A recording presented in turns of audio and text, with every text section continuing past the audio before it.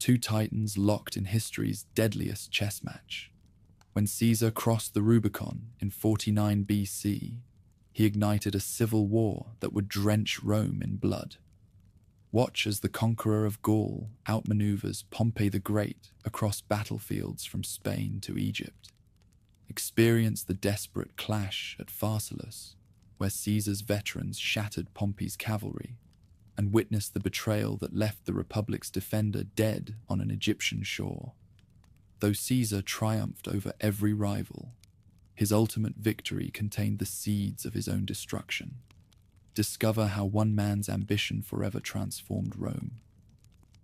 The forum seethed with noise. Hawkers cried their wares, advocates thundered their cases, and gangs of youths shouted in the pay of rival politicians. In that feverish atmosphere, three men learned that together they could bend Rome itself.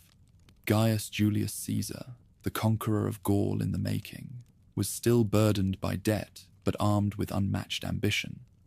Gnaeus Pompeius Magnus, hailed by every citizen as Pompey the Great, had returned from the east with fame, yet found himself blocked by senators who withheld land from his veterans. Marcus Licinius Crassus, called by all the richest man in Rome, possessed wealth vast enough to buy senators, but still longed for the military glory that would place him beside the others in memory.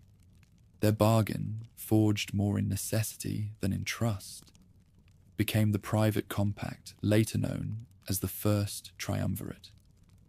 The arrangement worked because each brought what the others lacked. Pompey wanted farmland for thousands of hardened soldiers, and Caesar, as consul, drove the measure through despite obstruction. Crassus demanded relief for the equestrian tax farmers who bankrolled his ventures, and his partners ensured the law passed. In return, both men lent their influence to Caesar's rise, securing him command over Gaul and Illyricum once his consulship ended. It was politics reduced to its essence. Ambition, wealth, and military power blended together in a way the Republic could not resist. When Caesar's year in office closed, the ambitious consul marched north. Many senators assumed he would spend his time pacifying border tribes. Instead, the new proconsul saw boundless opportunity. His first campaigns drove the Helvetii from their migrations. Next, he turned on Ariovistus the German, who had crossed the Rhine with swarms of warriors and crushed him in battle. Not content with victory, he built a wooden bridge across the mighty river, simply to show it could be done, then withdrew before German chieftains could strike back. His boldness astonished even his enemies. The years brought more triumphs. The Belgae, proud and warlike, were subdued after fierce resistance. Twice he crossed the Channel to Britain, a land only whispered about in taverns, and finally came the siege of Alesia. There, Vercingetorix united the Gallic tribes in revolt. But Caesar's engineers built vast earthworks, a ring of timber and ditch that hemmed the defenders inside. When Gallic relief forces attacked, they found themselves facing another wall, this one turned outward. For weeks, Romans fought starvation and assaults on both sides. In the end, Vercingetorix laid down his arms, and Gaul was lost to its people. From that day, Caesar was not merely governor. He was legend. Back in Rome, Pompey watched these events with unease. Once, his victories in the east had seemed the pinnacle of achievement. He had cleared the seas of pirates, humbled kings, and reorganized provinces. Now, while he remained in the capital, his younger ally grew into something more than mortal in the eyes of the crowd. Yet rivalry was softened by marriage. Caesar had given his daughter Julia to Pompey, and unlike most political unions, theirs carried genuine affection. People admired the sight of the great general doting on his young wife, and the alliance seemed cemented by blood as well as ambition. But Crassus could not endure being overshadowed. The magnate, with riches that could drown the forum in silver, grew restless for recognition that money could never secure. He cast his gaze eastward to Parthia, dreaming of victories to rival Alexander. In 53 BC, he marched out with legions eager for plunder. At Carrhae, fortune betrayed him. Parthian cavalry swarmed the Romans, showering them with arrows until discipline broke. Crassus fell in the chaos, his head seized as a trophy, his army shattered. The richest man in Rome had become the ill-fated partner, and with his death, the triumvirate lost its balance. The shock in Rome was deep, but grief turned soon to calculation. With Crassus gone, only two remained. The fragile bond between Caesar and Pompey now depended almost entirely on Julia. But in that same year, tragedy struck again. Julia died in childbirth. Her passing devastated Pompey, who adored her, and left Caesar mourning the daughter who had been his dearest link to family. More than private sorrow, her death stripped away the last thread of kinship that had restrained rivalry. Without her, alliance became competition. The Senate seized its chance. Many aristocrats, jealous of Caesar's victories, whispered into Pompey's ear. They urged him to stand as the Senate's champion, guardian of tradition, against the proconsul who seemed drunk on conquest. Honors followed.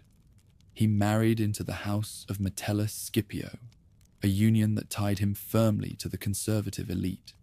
Step by step, Pompey drifted from ally to adversary, until the partnership that had once held Rome together existed only in memory.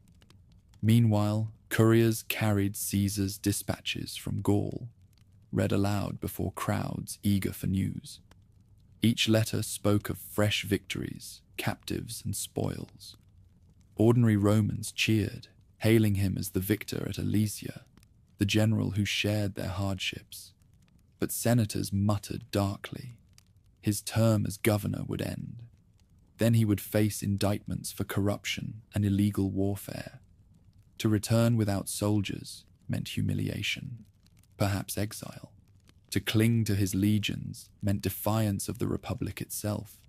The dilemma grew sharper with each passing season. The city itself reflected the strain. Gangs loyal to Caesar fought those aligned with Pompey. Stones and daggers turned debates into riots, and magistrates dared not walk the streets without guards. Temples, once sanctuaries, saw blood spilled on their steps. The Republic no longer seemed ruled by law, but by the will of rival champions. To some, Caesar promised reform and renewal. To others, Pompey alone could preserve order. Ordinary citizens, caught between factions, whispered that civil war was already marching toward them. By 53 BC, the triumvirate had collapsed. Crassus lay dead in the eastern sands, Julia in her grave, and the two surviving giants faced each other across a widening gulf. Caesar commanded hardened legions in Gaul, bound to him by years of blood and hardship. Pompey stood in Rome, cloaked in legality, honored as the defender of tradition. What began as a partnership of ambition had become a rivalry fueled by fear and pride. The Republic, strained to breaking, braced for the storm that would follow. Blood pooled in the gutters of Rome as rival gangs fought beneath the shadow of temples older than the Republic itself. Knives flashed in the torchlight, stones hurled through smoky air, and bodies crumpled where senators had once walked with dignity. The names of two men echoed through this chaos: Clodius and Milo, political strongmen whose followers turned the capital into a battlefield. Their violence reflected more than personal rivalry. It embodied the unraveling order of a republic stretched beyond endurance. The violence reached its climax on the Appian Way. Clodius and Milo met by chance, and words quickly gave way to blades. Clodius was struck down, his body carried to the city by furious followers. The corpse was laid upon a pyre in the Senate house itself, and flames roared up. reducing Rome's central hall of power to rubble. Senators scattered in panic as smoke drifted across the forum. The Republic itself seemed to be burning with the body of the fallen tribune. Out of the ashes, Pompey was summoned. He had already been consul twice, had defeated pirates on the seas, and reorganized the provinces of the East. But now he was asked to take an unprecedented role, sole consul. No colleague would balance him, no veto could restrain him. At first he hesitated, aware that such a post might look like tyranny, yet chaos demanded action. In 52 BC, Pompey entered office alone. Soldiers patrolled the streets. Executions cowed rioters, and order was restored. For many Romans, it felt as though only one man stood between them and anarchy. While Pompey secured the city, Gaius Julius Caesar, the conqueror of Gaul, carried on his campaigns far to the north. His dispatches told of daring marches and impossible feats. He had crushed the Helvetii, driven Ariovistus and his Germans across the Rhine, and broken the Belgae. Twice he crossed the Channel to Britain, a land shrouded in myth. His crowning moment came at Alesia. There, Vercingetorix rallied Gaul in a final stand. Caesar's response was audacious. He built walls around the stronghold to starve it out, then raised another ring facing outward to block relief. His soldiers, hungry and exhausted, fought on two fronts until the Gauls collapsed. When the chieftain rode out in armor and surrendered, the Gallic dream ended. Rome roared with admiration. Crowds cheered Caesar's name in the forum, and coins minted with spoils filled purses across the city. But senators listened to his dispatches with narrowed eyes. A man with such victories, commanding soldiers who adored him, threatened the balance of the Republic. It was not treasure they feared, but loyalty, legions tied to one commander rather than to the Senate. Personal ties that once softened the rivalry had vanished. Julia, Caesar's daughter and Pompey's beloved wife, had died in childbirth. Her loss struck both households with grief, but in politics it carried greater consequence. The bond of kinship between the two giants was gone. Pompey remarried, this time to the daughter of Metellus Scipio, one of the most aristocratic families in Rome. The union tied him tightly to the conservative elite and confirmed what many suspected, that Pompey was drifting toward the Senate's side. From that moment, senators pressed harder. They hailed Pompey as the defender of tradition, the man chosen to protect liberty. Honors flowed his way. He sat as judge in trials, controlled grain supplies, and held the loyalty of the conservative bloc. Against him, they painted Caesar as a would-be tyrant. Rumors swirled that once his governorship expired, indictments would be launched.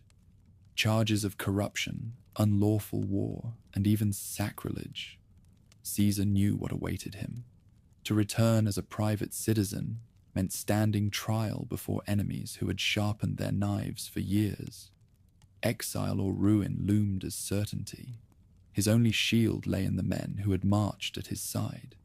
These veterans, bound to him by hardship, saw him not just as commander, but as comrade.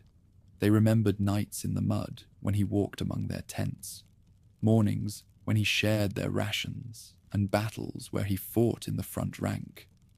Their loyalty was not to the Senate, but to him.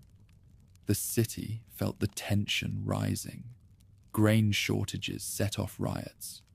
Veterans settled in Italy clashed with urban gangs. Taverns sang songs praising Caesar's victories, while conservative households toasted Pompey as the protector of the state. Senators debated furiously. Some urged compromise. Others demanded Caesar disarm or face war. Each decree pushed both men further apart. Pompey, still cautious but now locked in place by honors and alliances, began raising new forces. Young recruits drilled on the Campus Martius, their polished armor gleaming under the sun. The Senate cheered, believing the veteran general could face his rival if defiance came. Caesar, watching from Ravenna, weighed every message with suspicion.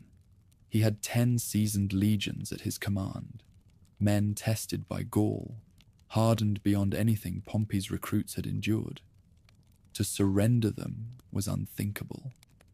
As the year 50 BC closed, compromise seemed impossible. Pompey stood as Rome's lawful protector, commanding the Senate's favor. Caesar held the loyalty of the army, commanding the frontier. Between them stretched not only geography, but destiny. One winter night, as fires burned in the camps along the northern border, Caesar paced in silence. To obey the Senate meant humiliation, perhaps destruction. To resist meant civil war. In the capital, Pompey listened to reports of new levies and assured allies that Rome would endure. Neither man knew when the first step would be taken, only that it would come. The Republic was no longer balanced by alliance. It was being pulled toward conflict, and the world waited for the moment when silence would break into marching feet. Winter gripped the Italian frontier. In the town of Ravenna, soldiers of the 13th Legion huddled around campfires, their breath misting in the cold. They sharpened blades and mended cloaks, but all eyes turned toward one man. Gaius Julius Caesar, the conqueror of Gaul, had summoned them for orders that could change the world. The Senate had spoken. Led by Pompey the Great, decrees demanded that Caesar disband his forces and return to Rome as a private citizen. If he refused, he would be branded an enemy of the state. To many senators, the matter was simple. No man could be allowed to command an army at the Republic's gates. But for Caesar, submission meant humiliation, perhaps exile or worse. He knew indictments were ready, charges waiting to strip him of honor. The moment he crossed into Italy without soldiers at his back, he spent days in private debate, pacing the streets of Ravenna by lamplight. Companions urged caution, others whispered of glory. He knew the decision carried no middle ground. To obey was to end his career in disgrace. To resist was to plunge Rome into civil war. His friends watched him wrestle with destiny, aware that hesitation itself could prove fatal. News came swiftly that the Senate had gone further. Consuls proclaimed emergency measures. Pompey was granted authority to defend the Republic with arms. This was no negotiation. The decree left Caesar with a single choice: surrender or defiance. That night, he gathered his officers. "If I cross the frontier with you," he said, "all hope of peace is lost. If I stay, I am destroyed. What path remains?" Silence lingered, broken only when veterans swore they would follow him wherever he led.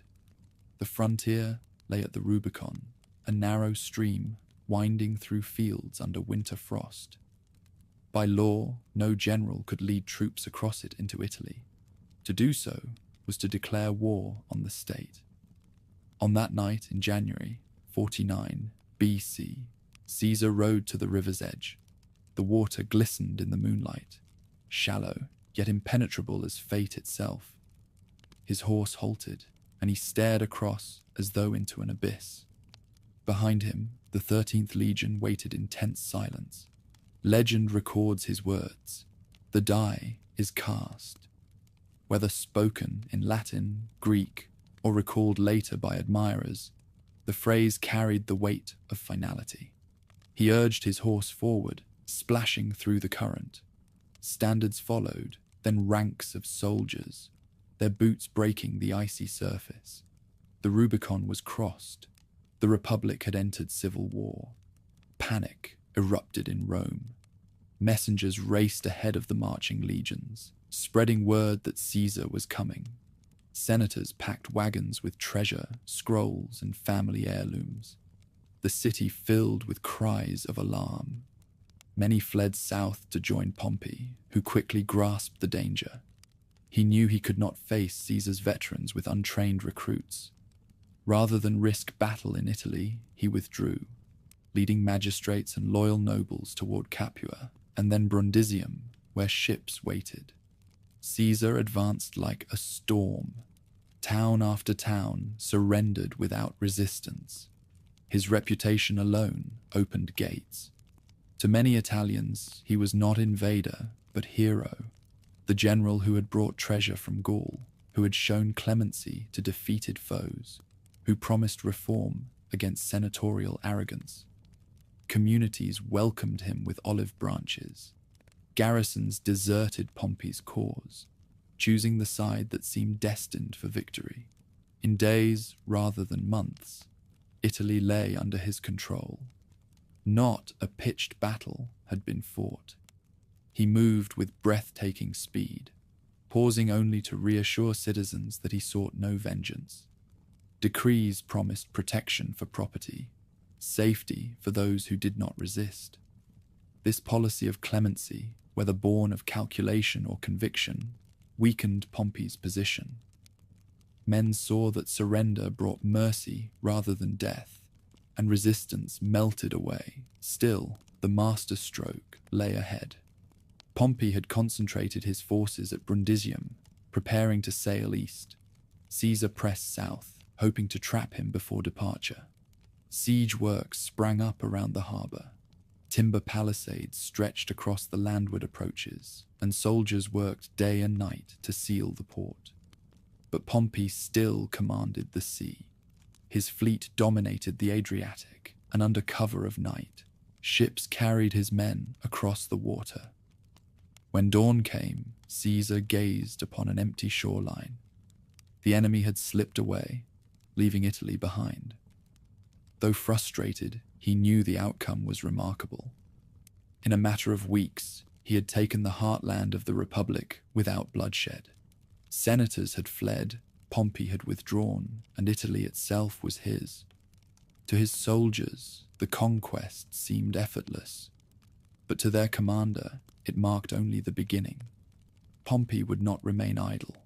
In Greece and the East, he could summon fleets from Rhodes, legions from Asia, wealth from kings who owed him favors. The war had begun, but its decisive struggle lay beyond the sea. Back in Rome, citizens emerged cautiously from hiding. Shops reopened, markets filled, and the forum bustled once more. Caesar entered the city not as conqueror demanding tribute, but as magistrate promising stability. He addressed the crowd, declaring that he fought not against the Republic, but against corruption and betrayal. He offered pardon to those who laid down arms, even to senators who had fled. His words struck many as sincere, though skeptics whispered that mercy given today might be withdrawn tomorrow. Meanwhile, his soldiers exulted in their commander's fortune. Veterans boasted that the gods themselves favored him, pointing to the ease of their advance as proof. Campfires blazed with songs of triumph. Yet among officers there was quiet recognition. Pompey still lived, and his name still commanded respect. The East could provide him with armies far larger than any Caesar could raise from Italy alone. The real contest had not been decided. It had only shifted to a grander stage.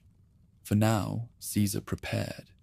He secured Italy, reorganized administration, and reassured wavering allies. The treasury in Rome offered resources for campaigns yet to come. He wrote letters promising clemency to those still hesitant, hoping to draw wavering senators back into his orbit. Yet his thoughts turned constantly toward the Adriatic horizon, where Pompey was gathering strength. The Republic had split, and both men knew that only one could return to Rome in triumph. The Rubicon was behind him, but destiny lay ahead. Italy was his. But Gaius Julius Caesar, the conqueror of Gaul, knew the war was far from finished. Pompey the Great had escaped across the Adriatic, leaving senators and loyal nobles to rally in Greece. Yet not all of his strength lay there. In Hispania, legions commanded by seasoned lieutenants Lucius Afranius and Marcus Petreius remained firmly in the Pompeian camp. If left unchecked, they could march east and join their master. To secure the Republic, Caesar had to secure Spain. The decision surprised many. Rome expected him to sail immediately after Pompey, striking at the heart of the opposition. But Caesar understood that to chase the eastern conqueror while leaving armies at his back would be folly. He moved west instead, a bold gamble to neutralize the threat in Spain before facing Pompey directly. His legions marched across the breadth of Italy, their columns winding through Apennine passes and fertile valleys. Veterans who had followed him from Gaul set the pace, hardened to long roads and rough weather. In villages along the way, locals greeted them cautiously at first, then with cheers as Caesar promised protection and clemency. The speed of the advance stunned friend and foe alike. Within weeks, the army reached the Pyrenees. Spain was not merely another province. Its legions were disciplined, commanded by men of long experience. Afranius had served under Pompey in the east, learning strategy from the master himself. Petreius, equally seasoned, carried the reputation of a stern disciplinarian. Together they held terrain difficult for invaders, rivers, mountains, and fortified towns. If Caesar underestimated them, disaster could follow. The campaign centered on the town of Ilerda, perched above the river Segre. Afranius and Petreius fortified their position, confident that time favored them. Caesar's arrival with his veterans turned the region into a chessboard. The armies maneuvered across bridges, riverbanks, and ridges, each side probing for weakness. Rain swelled the rivers, collapsing bridges and stranding detachments. Supply wagons bogged down in mud, and both sides suffered hunger. Caesar himself, wading into floodwaters to rally men, reminded his soldiers that endurance was their greatest weapon. For weeks, the campaign was less a clash of swords than a contest of patience and engineering. Caesar's legions threw up earthworks, dug trenches, and diverted streams.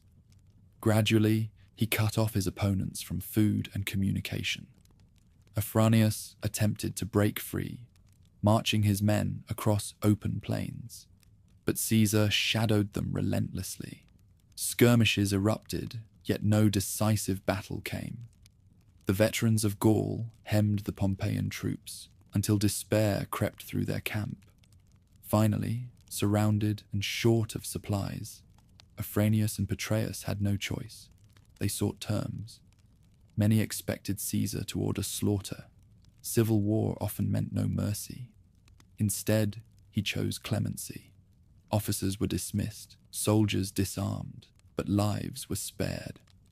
"Let them go," he declared, "and carry to Pompey the news of our mercy." His decision shocked even his allies. By sparing enemies, he gained something more valuable than captives: the reputation of a leader who fought fellow Romans without hatred.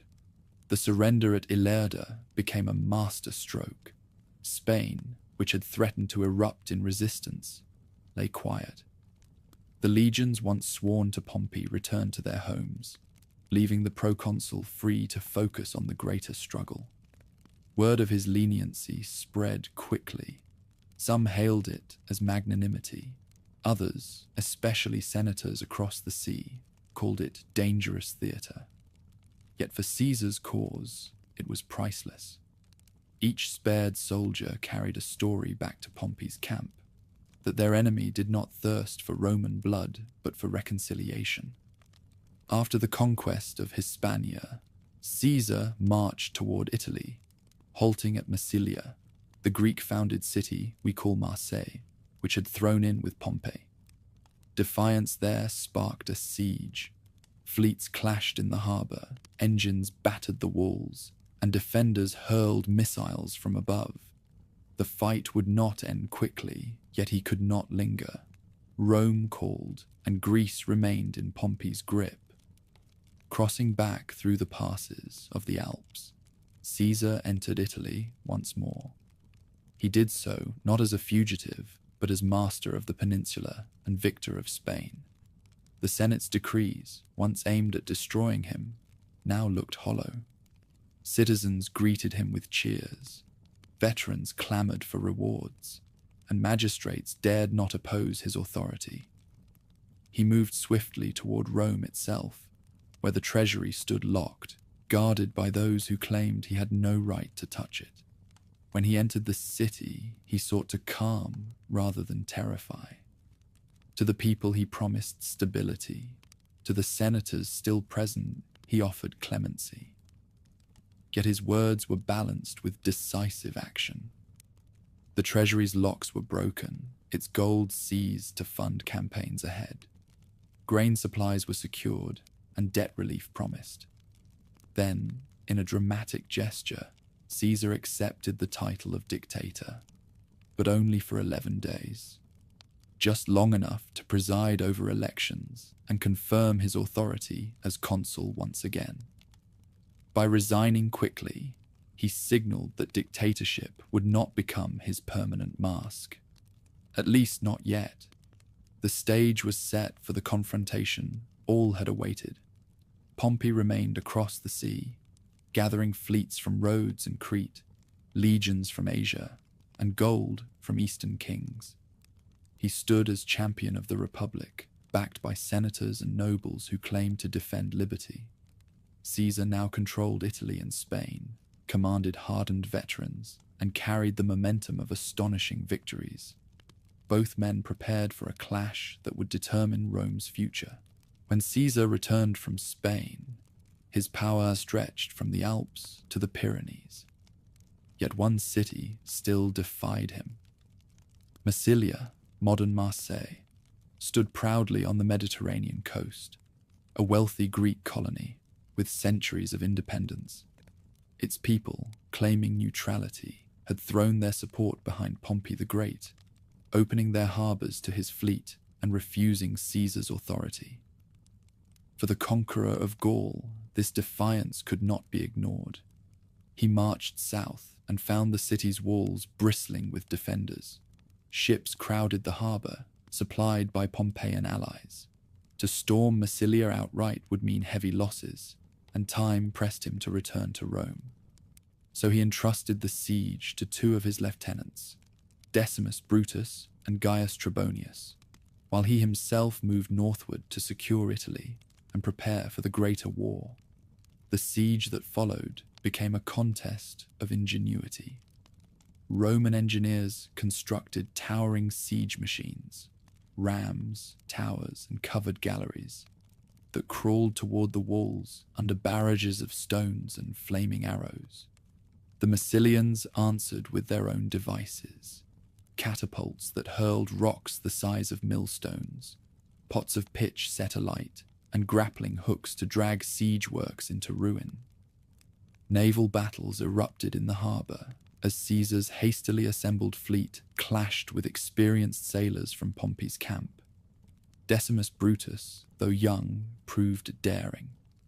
His ships rammed enemy triremes, boarding parties fought hand to hand, and gradually Roman control of the sea tightened. Inside the city, famine and fear spread. Citizens debated whether loyalty to Pompey was worth starvation.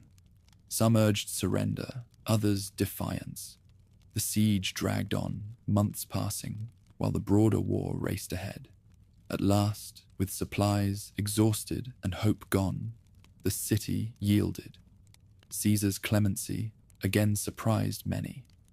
Instead of sack and slaughter, he spared the inhabitants, though garrisons were placed to ensure obedience. Massilia had defied him, but it would live, its independence gone, its fate tied now to Rome's new master. While his lieutenants hammered at Massilia's walls, Caesar strode back into the capital. His return was measured, not triumphant. He entered not with legions drawn up in battle array, but with the calm assurance of authority. The treasury, sealed against him by order of the Senate, was broken open. Gold and silver poured forth to fund the campaigns to come. He justified the act by declaring that Rome's defense required it, and few dared object. The people greeted him with cheers, for he promised stability in a city exhausted by chaos. Debts were adjusted, grain supplies secured, and order restored. Senators who had not fled received him warily, but he extended offers of pardon.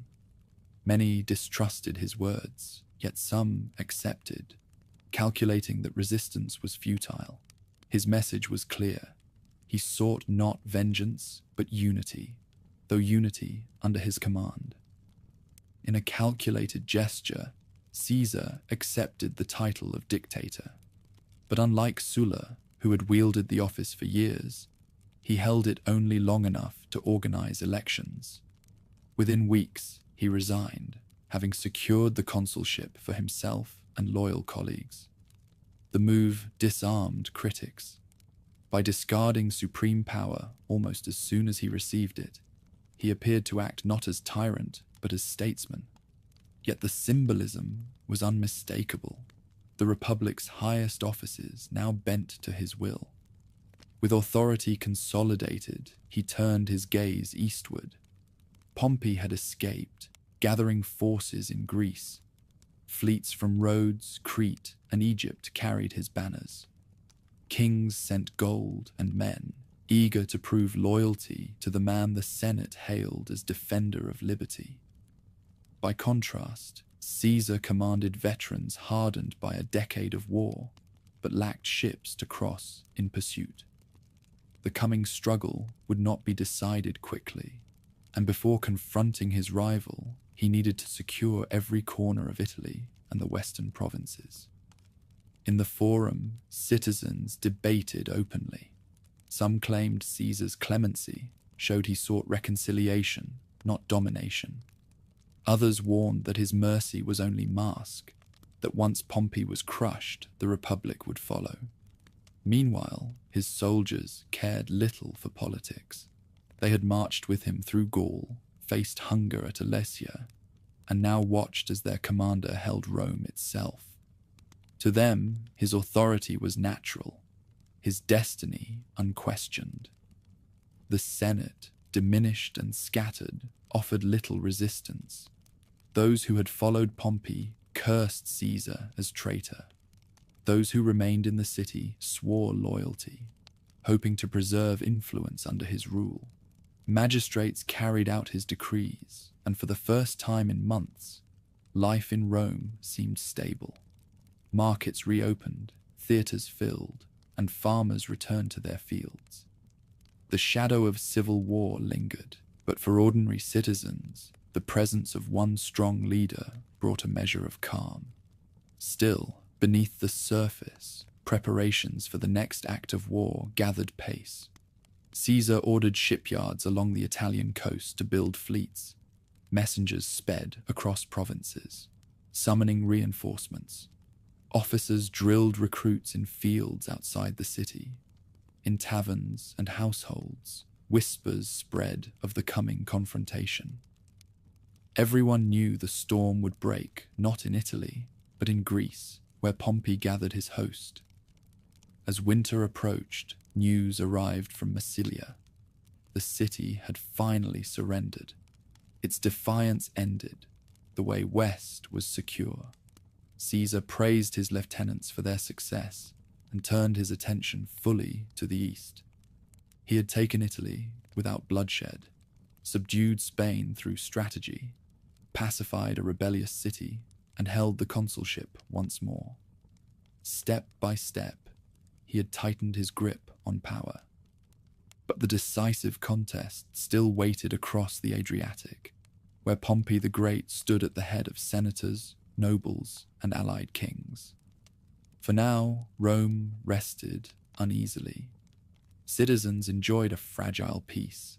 Markets thrived again, and magistrates pretended the Republic remained intact.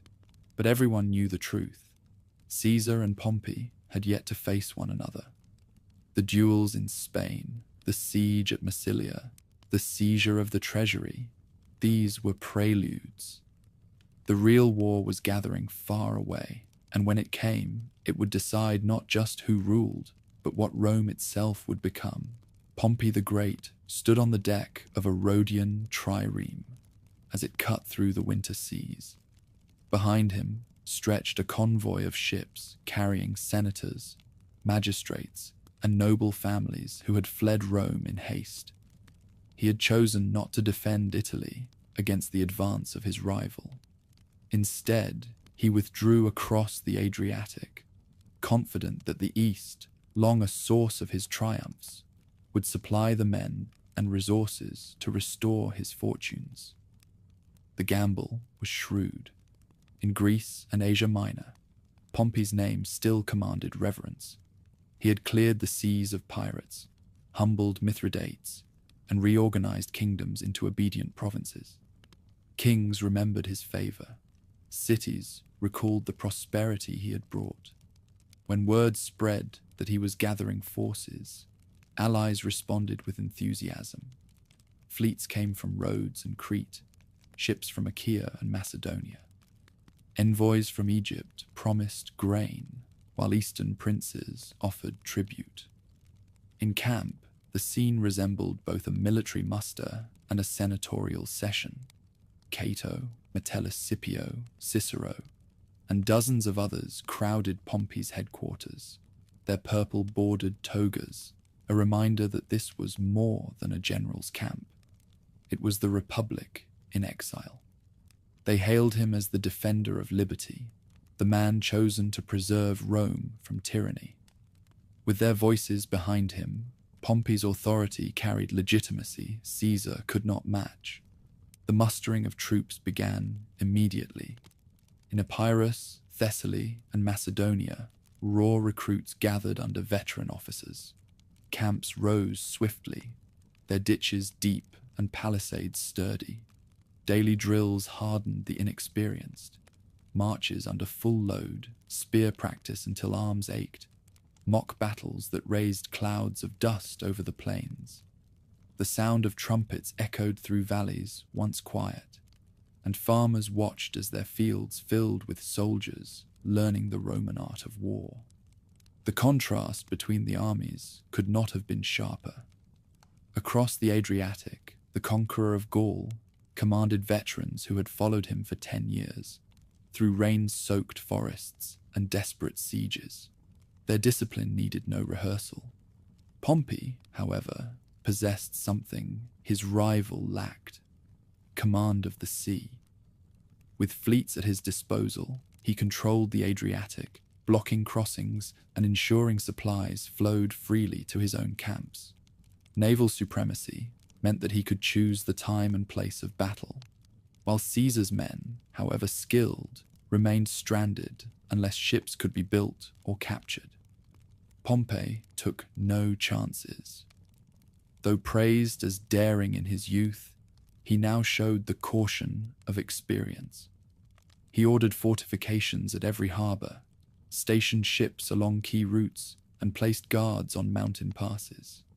His allies grumbled that he moved too slowly, but he understood that patience was his greatest ally.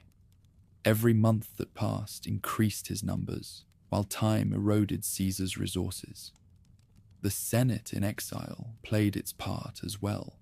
Orators thundered that they fought not for Pompey, but for the Republic itself. Decrees were issued, officers appointed, and taxes levied on allied states.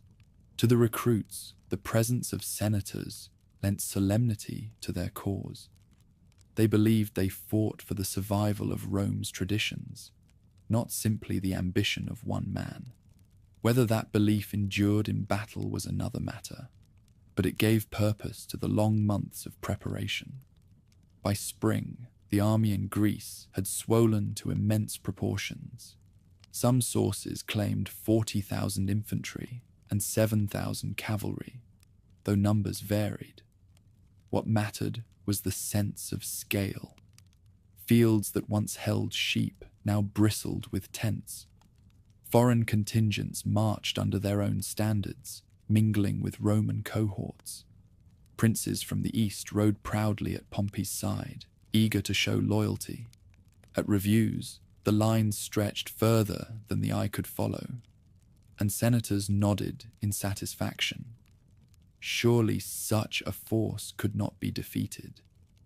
Yet not all were convinced.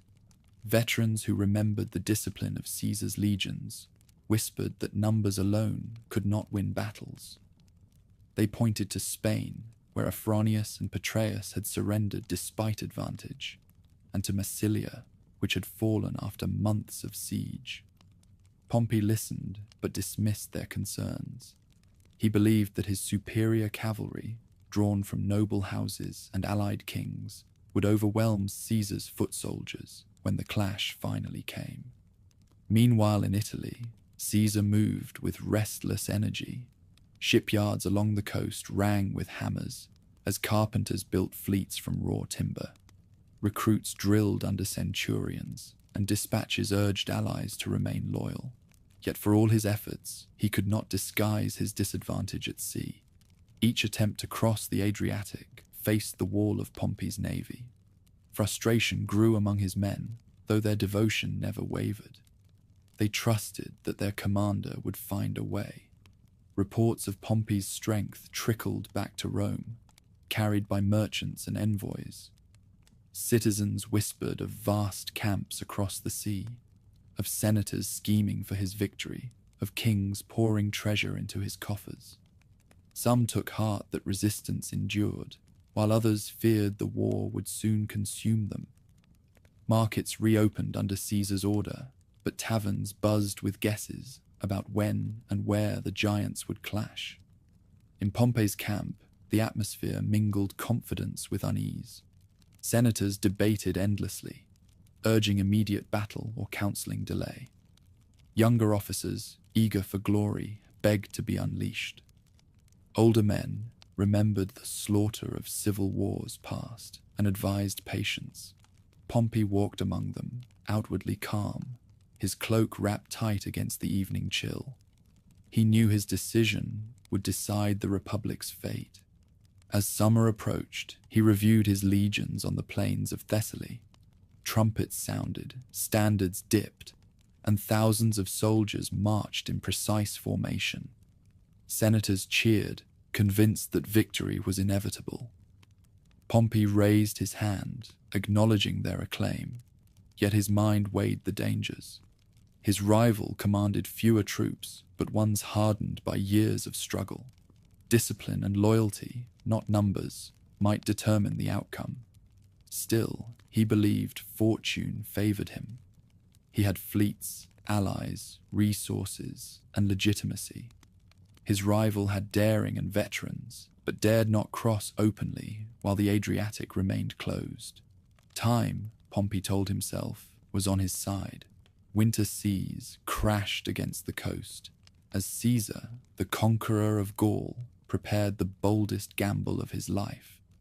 Pompey the Great had gathered fleets enough to block the Adriatic, yet the proconsul resolved to cross with his veterans before the blockade closed completely. In early January, under a moonless sky, ships slipped out from Brundisium. Oars cut silently through the waves, sails sagged in weak winds, and by dawn the first transports had reached Epirus. Against all odds, thousands of legionaries set foot on Greek soil. The landing was perilous. Caesar possessed courage in abundance, but not ships. His fleet was too small to carry the entire army at once. Half his forces, including precious cavalry, remained behind in Italy. Still, he advanced inland with what men he had, hoping to secure supplies and establish a foothold. Villages surrendered quickly, their inhabitants bewildered at the sudden arrival of soldiers from across the sea. Yet the danger was clear. Without reinforcements, he risked being trapped between the Adriatic and Pompey's approaching host. In the weeks that followed, fortune turned sharply. Marcus Calpurnius Bibulus, commanding Pompey's fleet, tightened the blockade. Reinforcements under Mark Antony attempted to cross but faced storms and enemy triremes. Some ships sank. others were captured. Only a portion of Caesar's cavalry reached him, and even then, at great cost. Bibulus, determined to starve the invader, camped aboard ship, refusing to set foot on land. His men suffered from cold and hunger, but kept their vigil. By spring, Caesar realized that the bulk of his army was cut off, yet audacity carried him forward. He marched into Epirus, establishing camps along the Apsus River.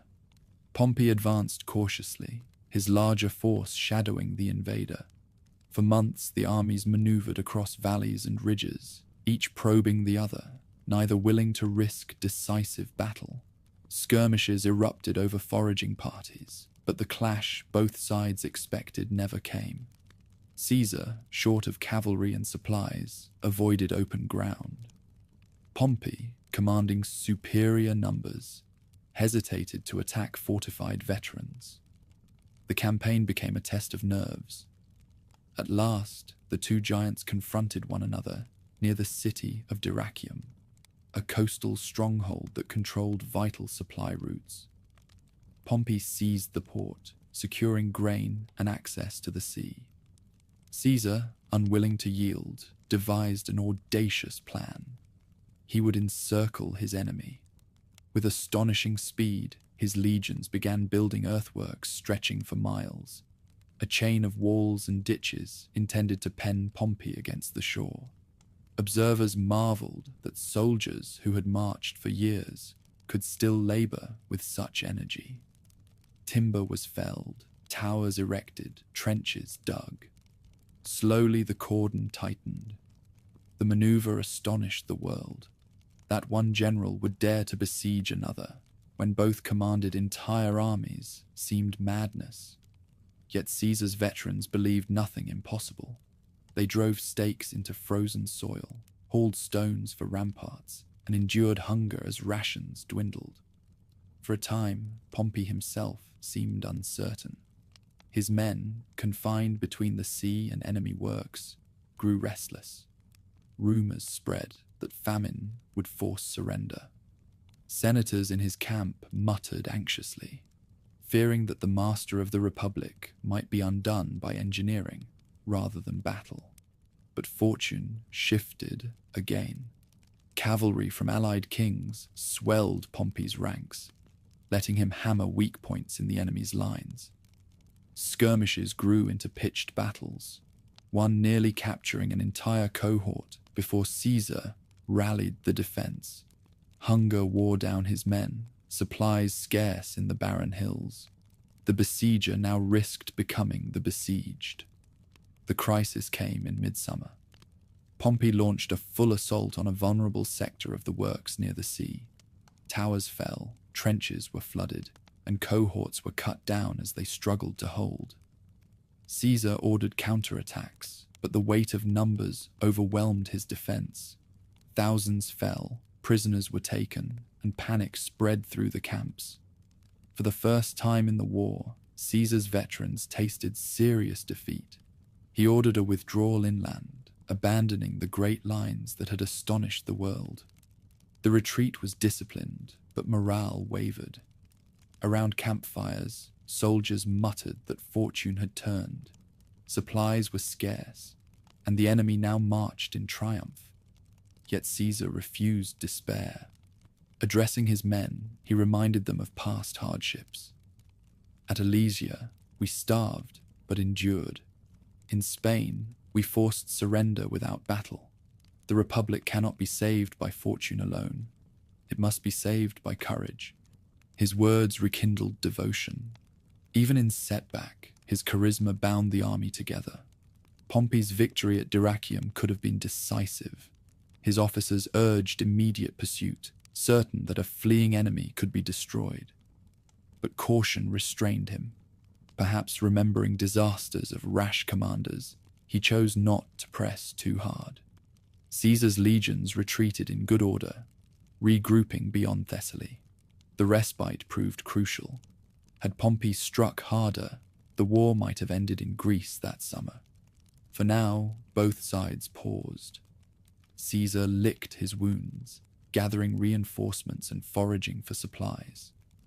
Pompey enjoyed the prestige of victory, but struggled with the arrogance of senators who pressed him to finish the war.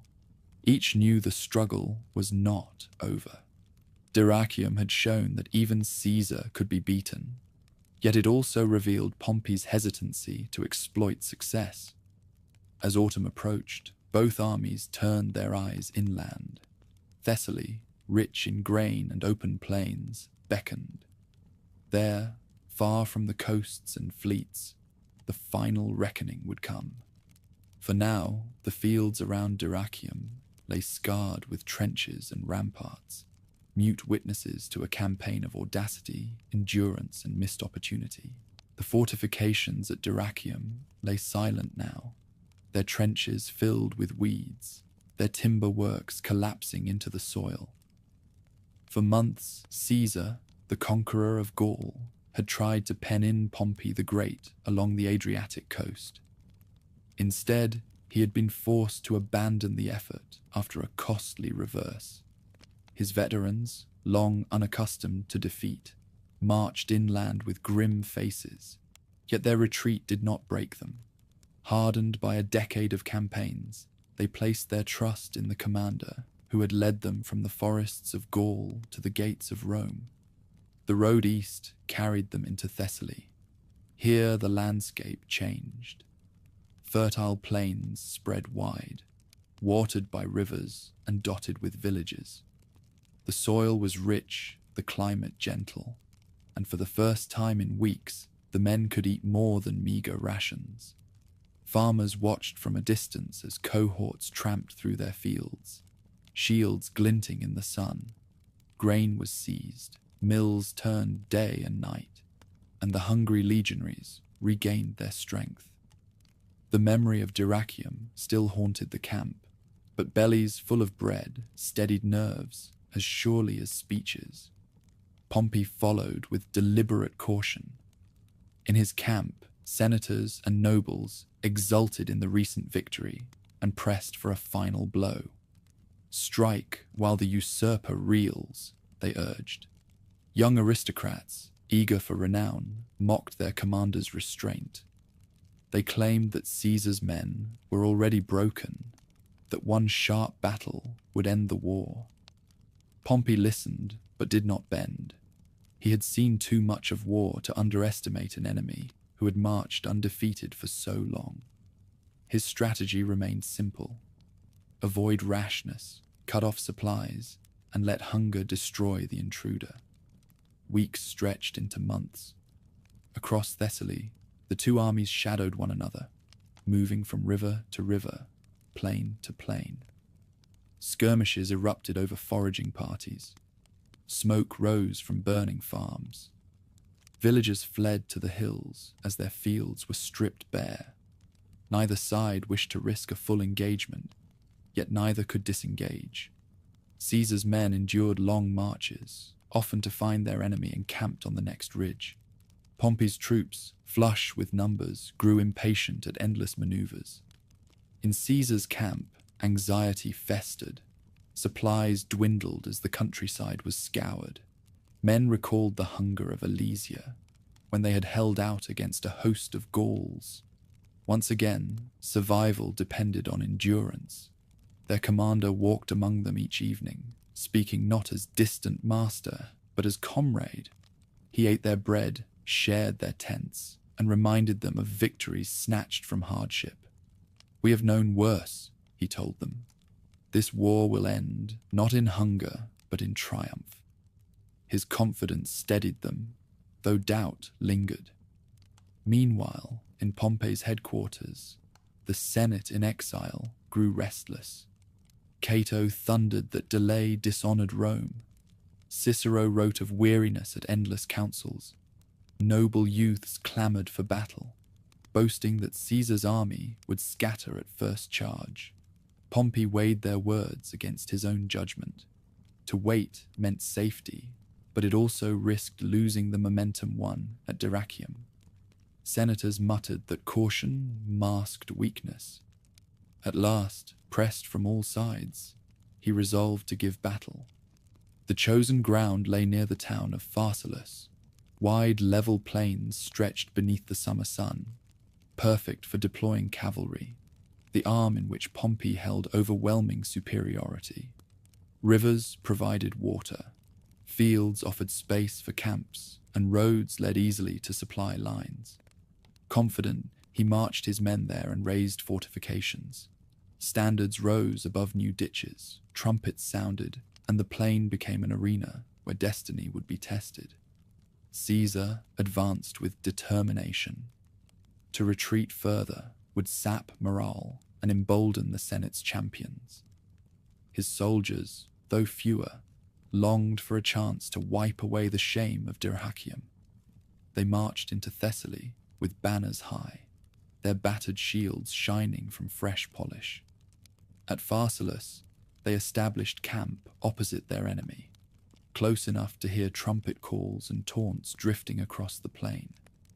For several days, the two armies stared at one another, lines drawn but motionless, like gladiators awaiting the signal to strike. The contrast was stark. Pompey commanded nearly double the infantry and far more cavalry, bolstered by allied contingents from kings and princes. Senators moved among the ranks, promising swift triumph and glory.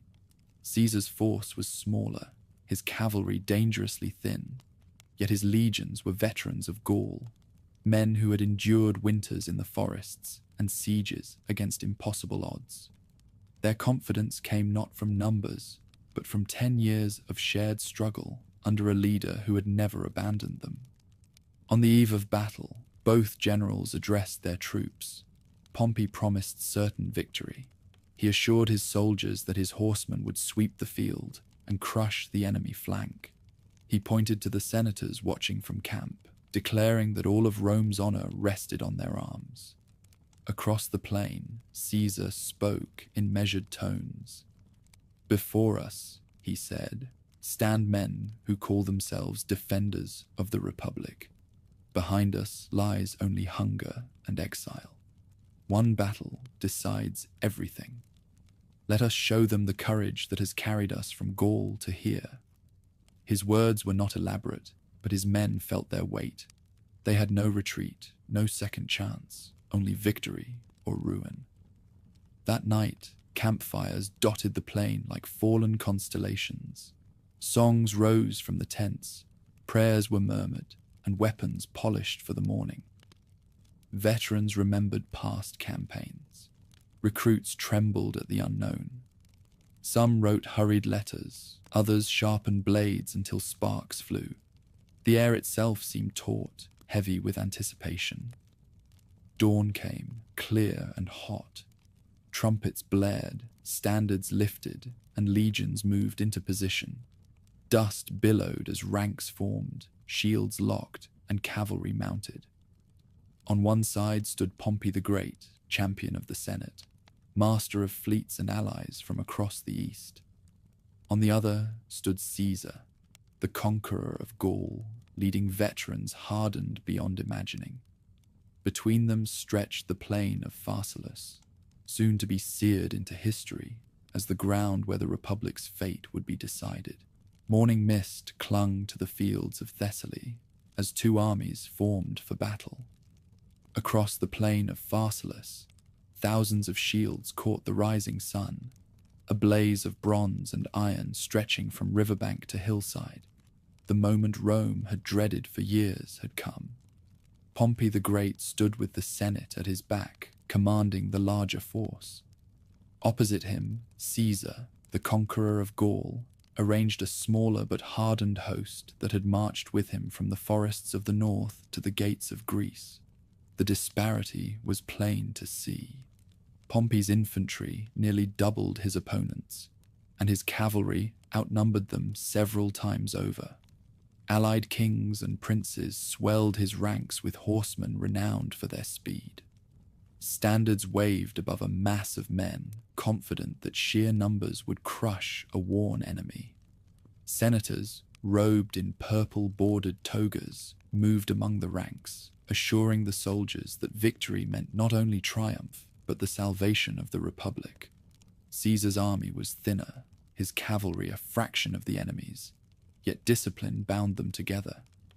Each cohort had endured years of relentless campaigning. They had fought Germans in thick forests, Gauls in fortified hilltops, and Britons across stormy seas. The soldiers lined up with quiet determination, shields battered but firm, their faith resting on the commander who had never failed them. Pompey drew up his forces with confidence. He placed legions in deep ranks across the center, posted archers and slingers in front, and massed his formidable cavalry on the left wing. There he stationed the flower of his army, noble youths and Eastern allies, ready to sweep the field. The plan was clear: overwhelm Caesar's small cavalry, then wheel into the flank and rear of the infantry, crushing them in a single decisive charge. On the opposite line, Caesar recognized the danger. His own horsemen, few and weary, could not withstand such numbers. To meet the threat, he devised an unorthodox measure. Behind his cavalry, he placed a hidden reserve of infantry, drawn from veterans known for their steadiness. These cohorts, formed in tight ranks, were ordered to hold their spears like pikes, ready to meet the enemy horse face to face. The maneuver was risky, but offered the only chance of neutralizing Pompey's advantage. As the sun rose higher, drums thundered and trumpets blared. The armies advanced, the ground trembling under the weight of thousands of boots. Dust rose in clouds as Pompey's horsemen charged, lances leveled, banners streaming. Caesar's small cavalry met them briefly, then, as expected, began to give way. Shouts of triumph rang from Pompey's lines as the mass of riders surged forward, certain of victory. But as they pressed in, the hidden infantry reserve stepped out. Cohorts advanced in grim silence, shields locked, spears thrust at horse and rider alike. The sudden wall of points startled the cavalry. Horses reared, riders tumbled, formations faltered. The momentum of the charge dissolved in confusion. Veterans lunged upward, stabbing faces and throats, cutting down men unused to fighting at such close quarters. Panic spread through the horsemen. What had begun as a triumphant sweep turned into a rout. The cavalry scattered, pursued by Caesar's reorganized horse. With the left wing collapsing, the battle shifted. Caesar's cavalry, once on the verge of flight, now wheeled against the flank of Pompey's infantry. Veterans pressed forward in steady ranks, their lines rolling like an iron tide. Trumpets signaled the advance, and legion after legion surged into combat. The clash was immense. Shields slammed, swords rang, men grappled in the dust. Arrows darkened the sky, and the roar of battle echoed across the plain. Pompey's infantry resisted bravely. For hours the two armies struggled, neither yielding easily. But discipline and momentum told. Caesar's men pressed harder, their cohesion unbroken, while their opponents wavered under pressure. The collapse of the cavalry left their flank exposed, and attacks poured in from multiple sides. Gradually, the great line began to buckle. At last, the strain proved too much. One cohort broke, then another. Panic surged through Pompey's army. Soldiers dropped shields and fled toward the camp, trampling comrades in desperation. What had begun as a contest of equals became a rout. Veterans of Caesar's host, relentless and disciplined, cut down fugitives and stormed the fortifications. The enemy camp, once bristling with standards, erupted in chaos as men scrambled for safety. Pompey himself watched in disbelief. The plan he had trusted collapsed before his eyes. The cavalry he had relied upon had not merely failed, they had vanished. Senators who had urged battle now fled in terror, their fine cloaks trampled in the dust. Seeing the collapse, Pompey abandoned the field, slipping away with a handful of attendants. The man once hailed as Rome's greatest commander rode from Pharsalus without giving a single order to rally his men. By afternoon, the plain was a scene of devastation. Thousands lay dead, their armor gleaming dully beneath the sun. Streams of blood mingled with trampled wheat. Caesar walked among the fallen, his face grave. Victory was his, but it had come at a terrible cost. Even hardened veterans had fallen in droves. Yet the outcome was decisive. The Senate's cause lay in ruins, and Pompey's flight marked the end of their great hope. Prisoners were gathered, among them senators, magistrates, and noble youths who had boasted of victory that very morning. Many expected harsh retribution. Instead, Caesar chose clemency. Officers were spared, rank and file dismissed. He understood that mercy could achieve what slaughter could not. It could bind former enemies to his side and show that the war was not for vengeance but for mastery of Rome. As night fell, the battlefield lay quiet. Fires burned across the captured camp, where soldiers feasted on enemy stores. In the distance, wolves prowled among the dead. Caesar withdrew to his tent, aware that the war was not finished. Pompey had escaped, and the East still offered refuge. Yet the decisive clash had been fought, and its outcome was clear. Pharsalus had given him mastery of the Republic's fate. The dust of Pharsalus still stained Pompey the Great when he rode from the field. Just hours earlier, he had presided over Rome's grandest force, senators close at hand and standards bright beneath the Thessalian sky. Now he fled with only a handful of attendants, his cloak torn, his mind stunned by the swiftness of collapse. The man once hailed as Rome's guardian left the battlefield without command, without plan, without even words of farewell to those who had trusted him. Through the night, he rode south. Villages shuttered their doors as the small party passed. Farmers who once cheered his name watched in silence. At the coast, he found ships waiting, remnants of his once mighty fleet. With them, he sailed to Mytilene on the island of Lesbos, where his wife Cornelia had awaited news of victory. Instead, she received him in defeat. Ancient writers recalled her tears at the sight of the man she had married, aged, weary, stripped of confidence. Still, she stood by him, urging courage, and together they planned their next move. The East still offered hope. Pompey's name carried weight in Syria, Cilicia, and Egypt. Kings remembered his favor. Cities still honored his past victories. He considered seeking refuge in Syria, where loyal governors might provide troops. Others advised Africa, where Cato and Metellus Scipio still commanded Pompeian remnants. Yet distance and uncertainty weighed heavily. Egypt lay closer, rich and powerful, a kingdom tied to Rome by alliances and debts. There he hoped he might rebuild his fortunes. The voyage south carried him across familiar waters. Only a decade earlier, he had reorganized these provinces, humbled Mithridates, and placed the young Ptolemy dynasty under Rome's protection. Now, ironically, he sailed to that same dynasty for aid.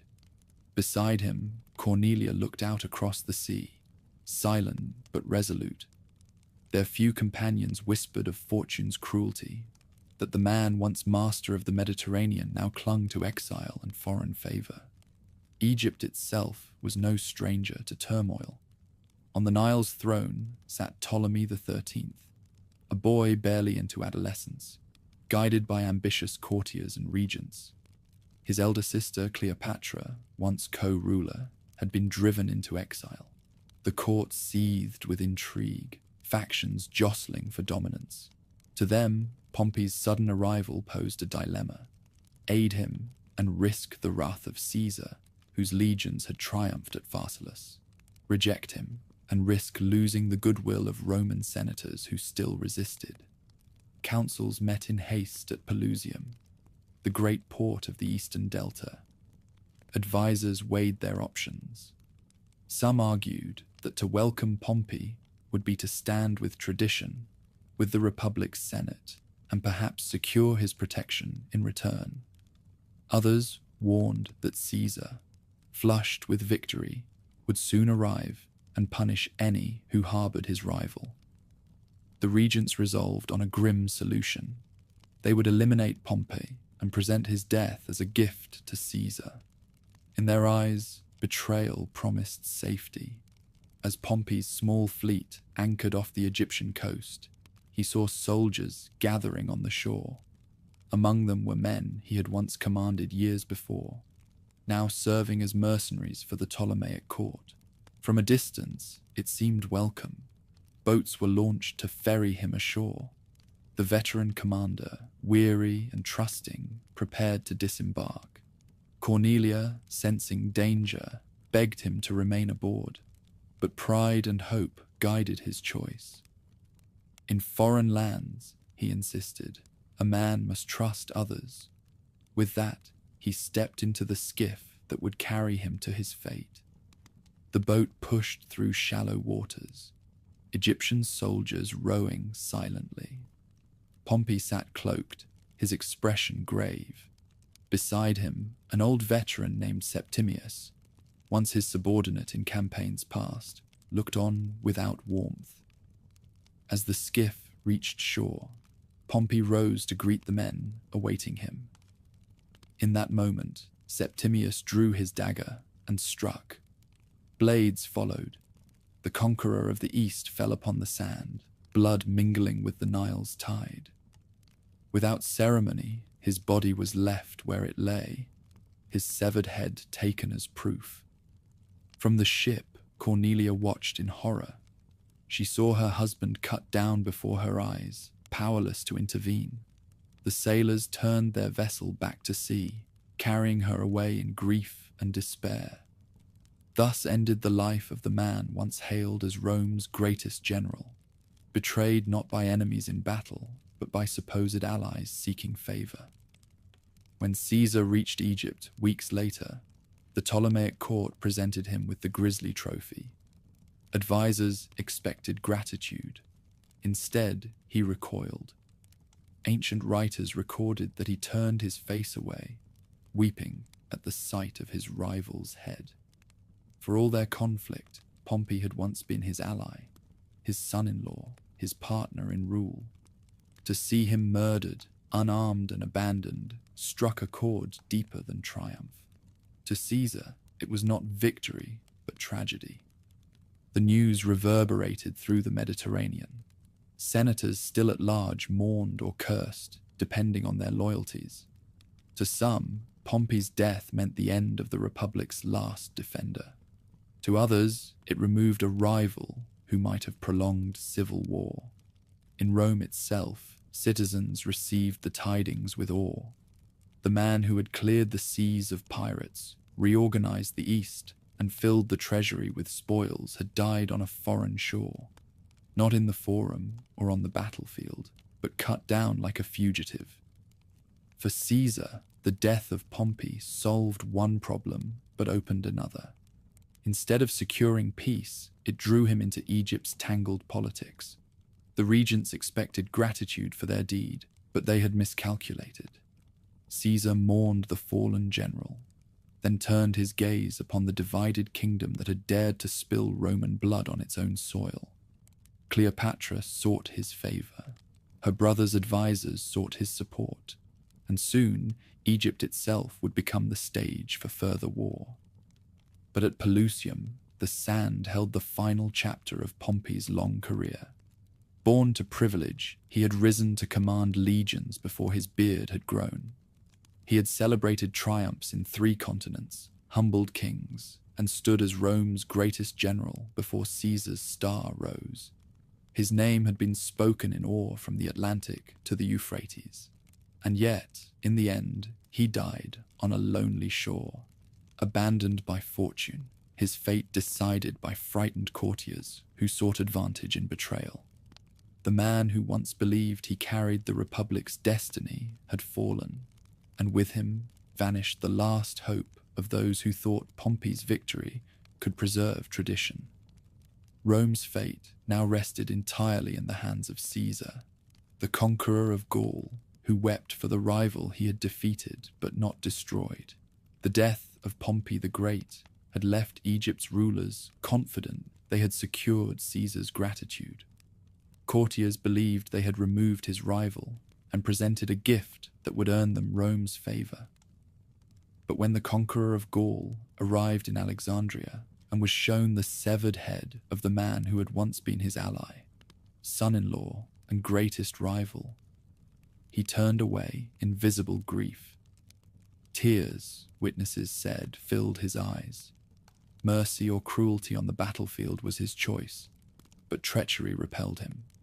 The gesture meant not security for Egypt, but the beginning of Roman entanglement in its dynastic quarrels.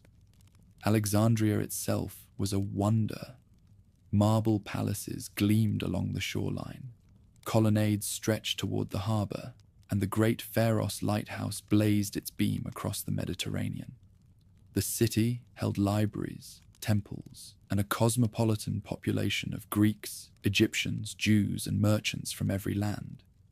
Yet beneath the grandeur lay bitter division. On one throne sat Ptolemy XIII, a boy manipulated by regents and generals. His sister, Cleopatra, once co-ruler, had been cast aside, forced into exile in the deserts of Syria. The siblings' quarrel had already torn Egypt apart before Caesar ever stepped ashore. The general entered the palace as arbiter, declaring that he would mediate between the feuding monarchs. To the regents, this was unwelcome news. They had hoped to present a united front, secured by Pompey's murder. Instead, they found Rome's strongest man demanding settlement on his terms. Soldiers loyal to the boy king glared at Caesar's veterans, who strode confidently through the halls. Tension simmered, and whispers of assassination filled the corridors. Into this fraught scene came Cleopatra. Legend paints her arrival in theatrical strokes, smuggled past guards in a rug or linen sack, carried secretly into Caesar's chambers. Whether true or embroidered, the story captured the audacity of a young queen who refused to surrender her claim.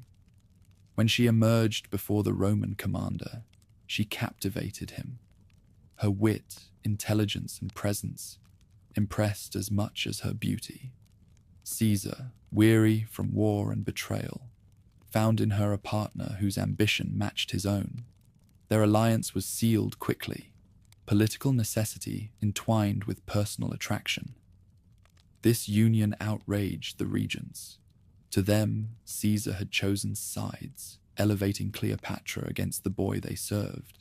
Riots broke out in Alexandria, streets filled with armed men, stones hurled at Roman patrols, shouts echoing against temple walls.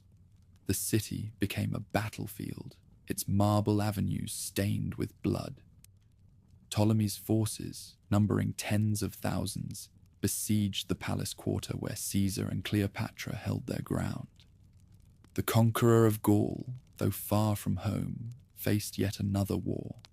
The conflict became known as the Alexandrian War. It was no grand clash of legions, but a desperate struggle fought street by street.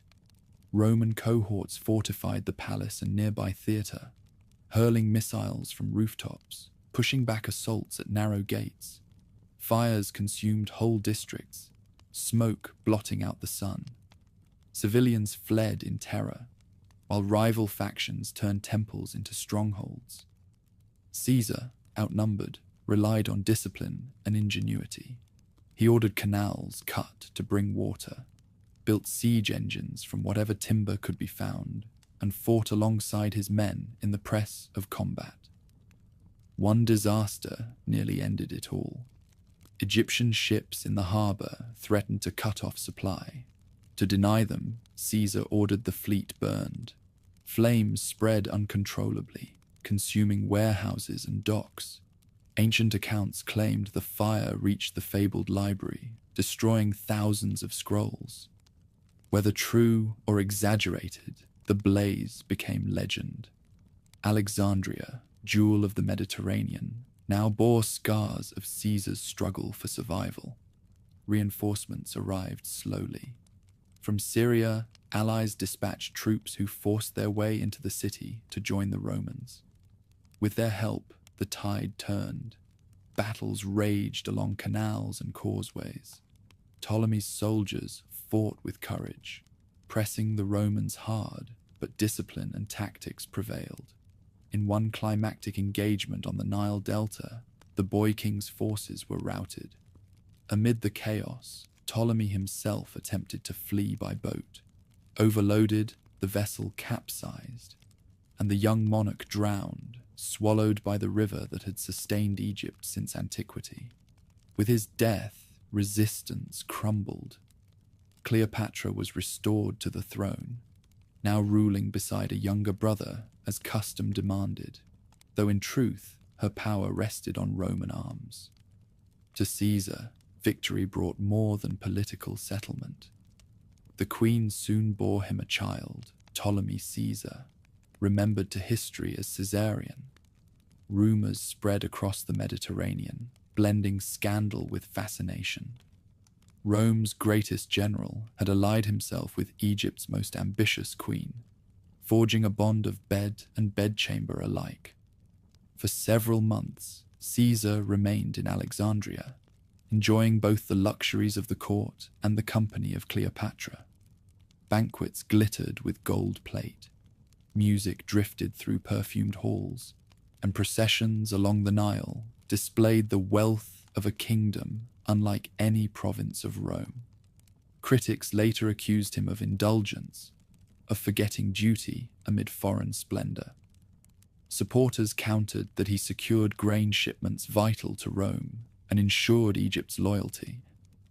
Whatever the truth, the conqueror of Gaul left Alexandria bound to Cleopatra and to a son whose existence would echo in politics long after his death. Still, no respite lasted long. News reached him of threats in the east. Pharnaces, son of the old enemy Mithridates, had seized lands in Pontus, proclaiming himself master of territory Rome claimed.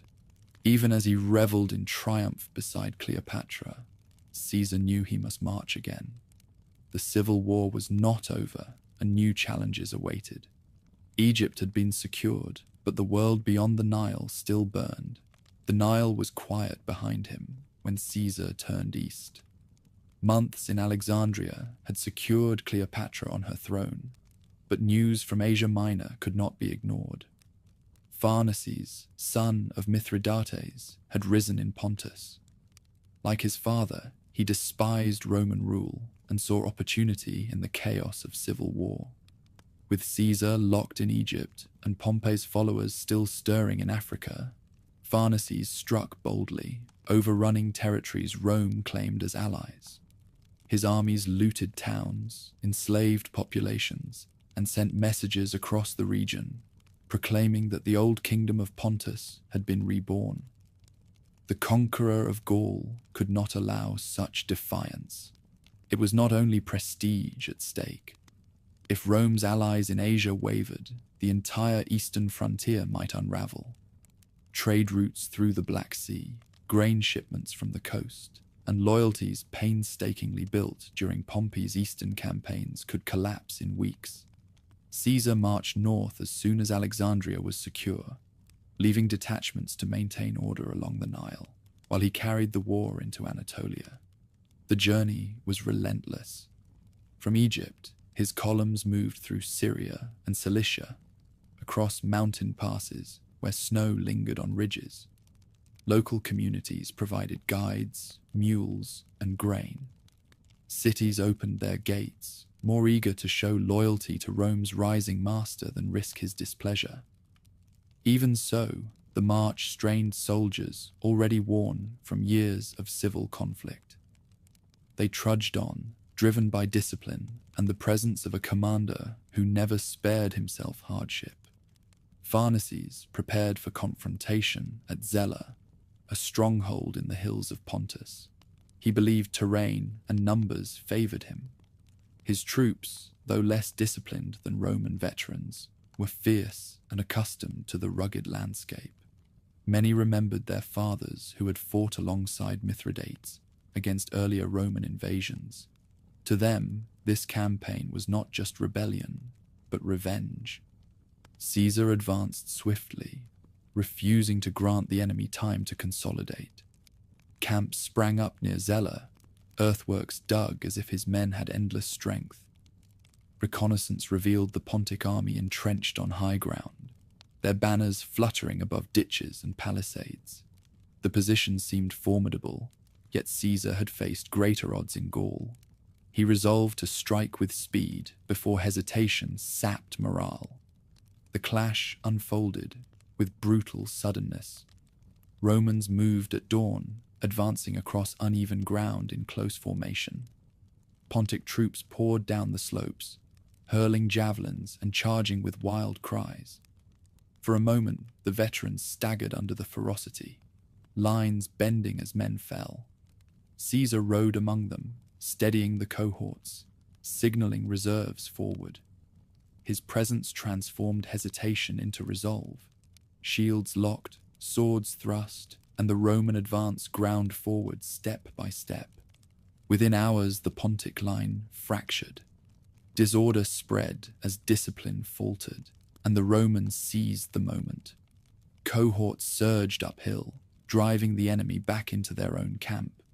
The palisades that had seemed impregnable now trapped the fugitives, who were cut down in masses. By midday, the field was silent, save for the groans of the dying. Pharnaces fled east with a handful of attendants, his army destroyed in a single day. The speed of the victory astonished all who witnessed it. Allies who had doubted Rome's strength now marveled. Messages raced across the provinces, announcing that the conqueror of Gaul had crushed the son of Mithridates almost the moment he arrived. No prolonged campaign, no months of maneuver, just swift advance, sudden battle, decisive triumph. The Eastern threat, so alarming, weeks earlier, had been annihilated in a single stroke. For Caesar, the result carried meaning far beyond Pontus. The victory reassured allies from Cappadocia to Bithynia that loyalty to him was safer than rebellion. Governors who had hesitated now sent envoys bearing tribute. Merchants reopened routes through the Black Sea, confident that Rome's grip was firm once again. Grain shipments resumed, silver flowed back into Roman treasuries, and the eastern frontier stabilized. The army, though exhausted, exulted in the triumph. Veterans compared the day at Zela with Alesia and Pharsalus, proud that they had once again defied odds. They feasted on captured stores, telling tales of the enemy's rout.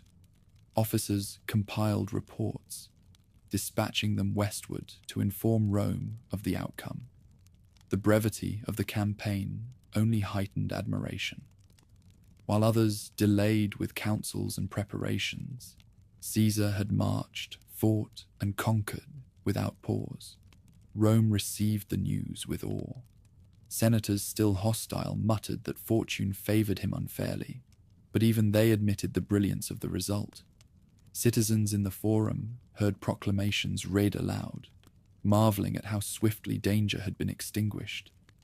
Among the people, his reputation soared.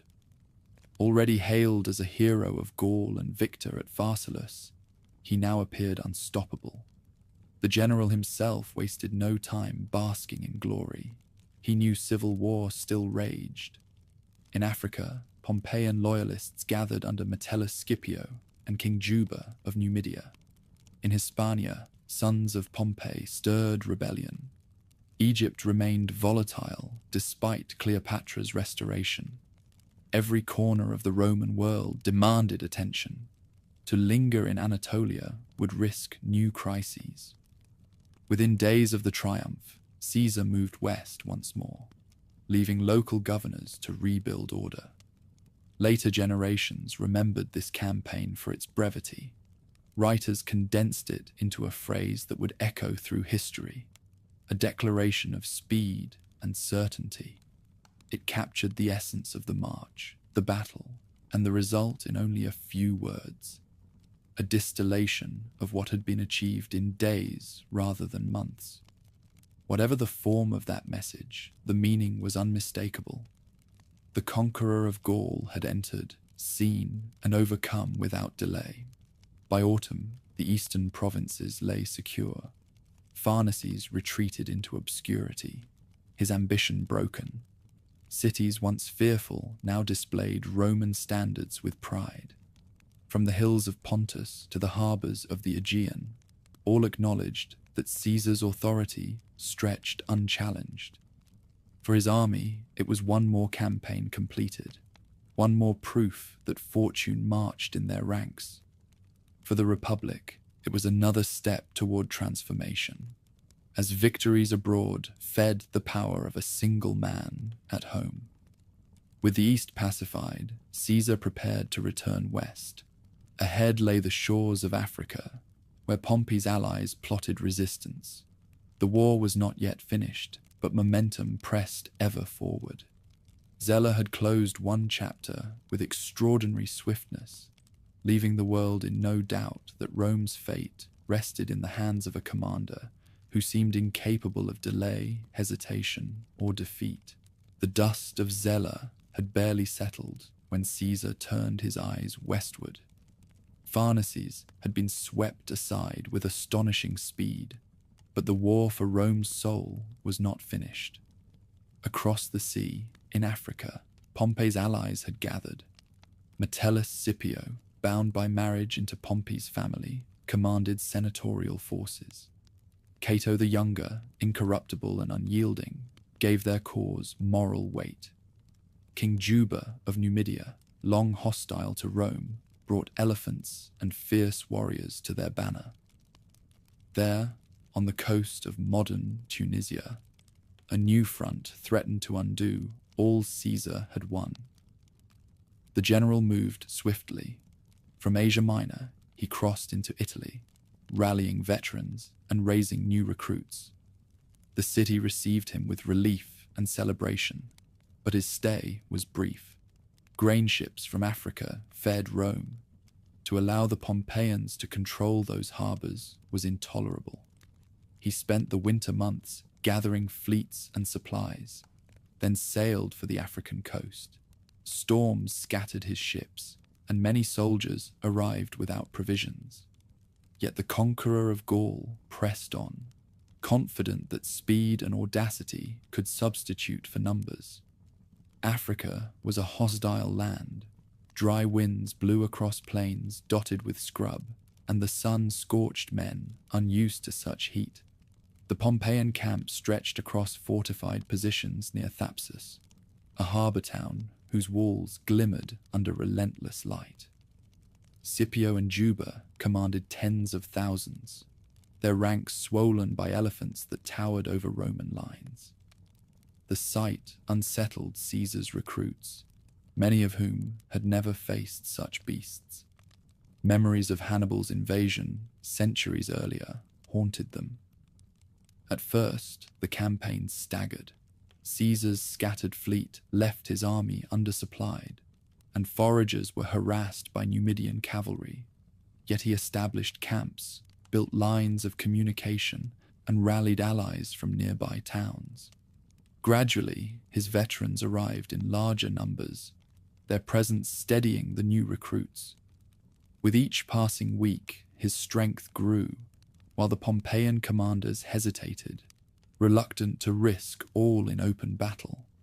The stalemate ended in spring. Near Thapsus, the two armies arrayed themselves for a confrontation that would decide the African war. Scipio deployed his infantry in the center, elephants massed on the flanks, Numidian cavalry poised for sweeping maneuvers. Juba's contingents added further weight, their banners bright beneath the sun.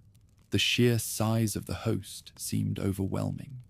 Caesar's men, though fewer, stood in disciplined ranks, veterans of Gaul mingling with raw recruits. The battle opened with the thunder of elephants. Great beasts charged, tusks gleaming, towers swaying on their backs. Trumpets blared, and the ground shook beneath their advance. Roman soldiers braced, hurling javelins, thrusting spears, and beating shields to create walls of sound. Veterans aimed for eyes and bellies, places vulnerable despite thick hides. Some animals panicked, wheeling back into friendly lines, trampling their own infantry. Others pressed forward until they collapsed beneath a forest of spear points.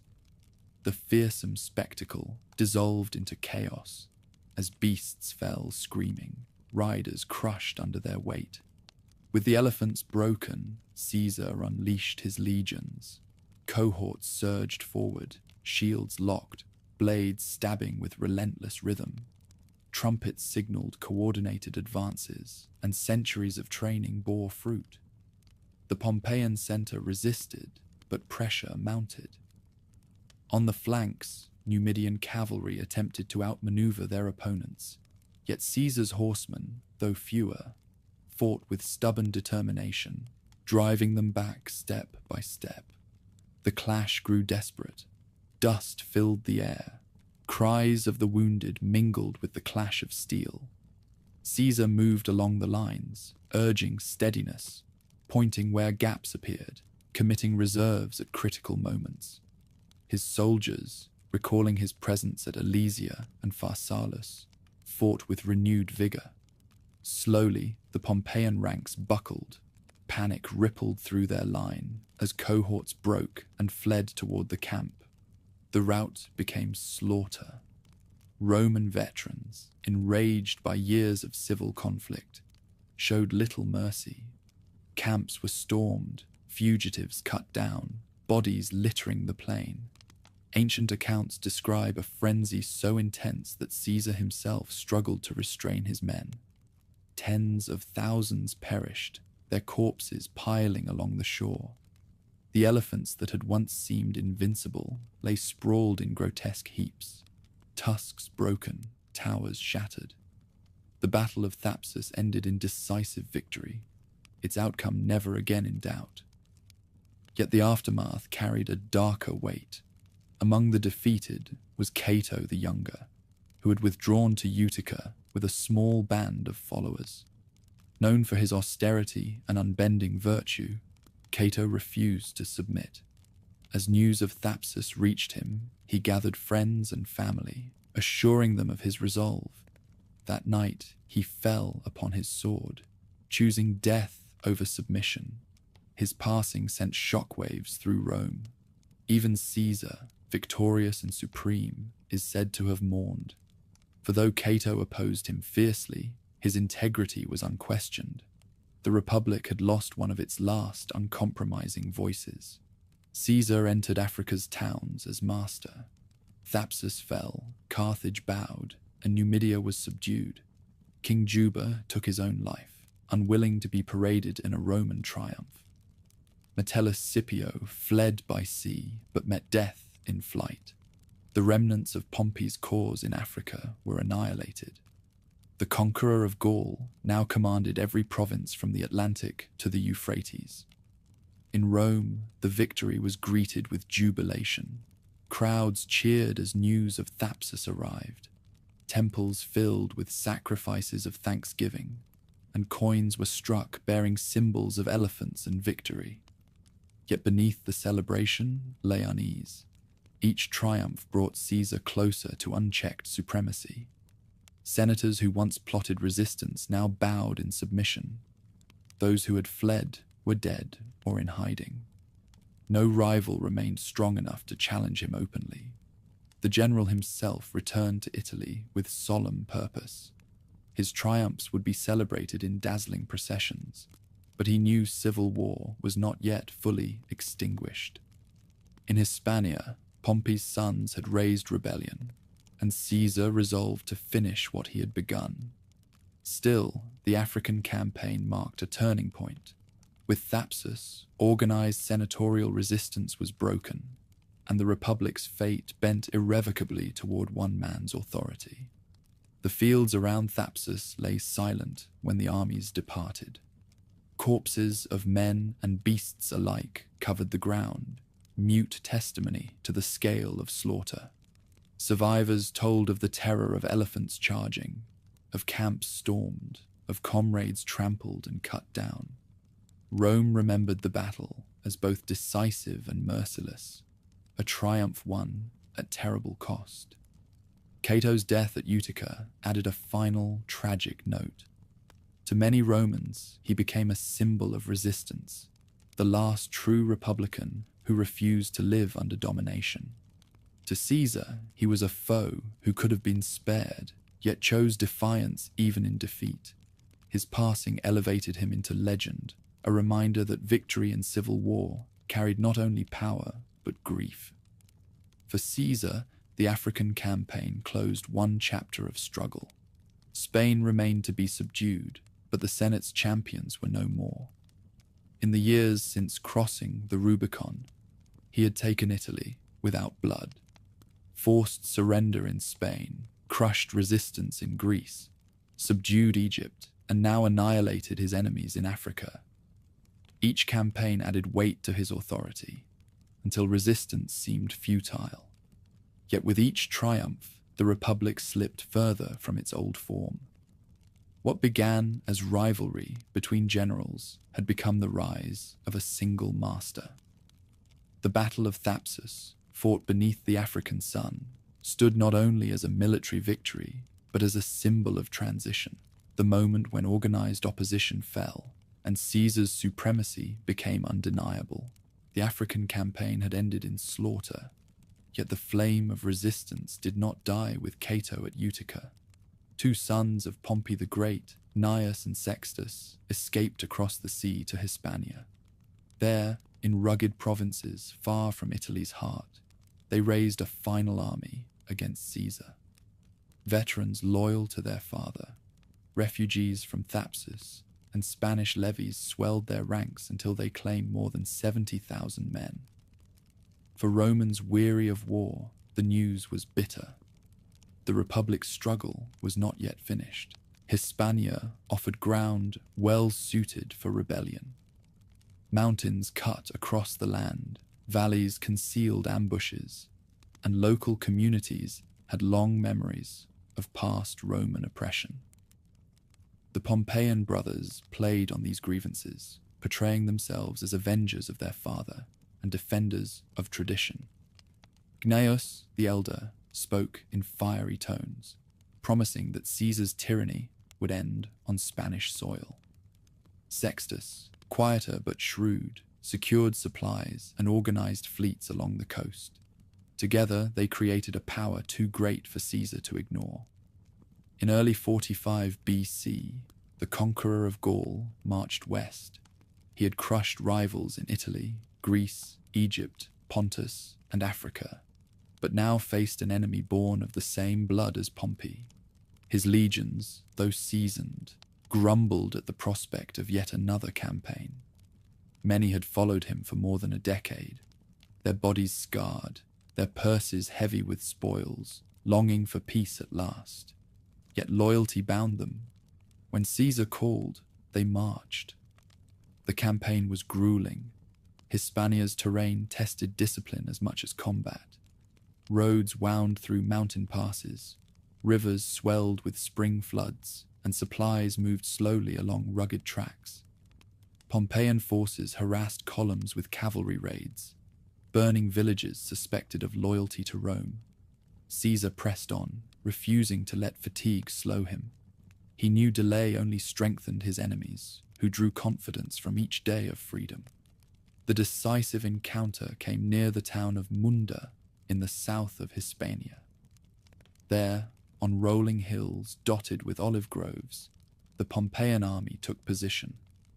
Their numbers dwarfed Caesar's, and the high ground gave them advantage. From their camp, banners of Gnaeus and Sextus fluttered defiantly, symbols of a family not yet erased. Caesar surveyed the field with grim attention. For the first time since Pharsalus, he faced battle against an enemy equal in determination and nearly superior in numbers. The morning of March 17th dawned clear and cold. Pompeian cohorts lined the ridge, their shields glinting in the sun. Elephants from Numidia, survivors of Thapsus, stood once more at the flanks, though fewer than before. Cavalry clustered near the wings, eager to repeat the maneuvers that had failed at Pharsalus.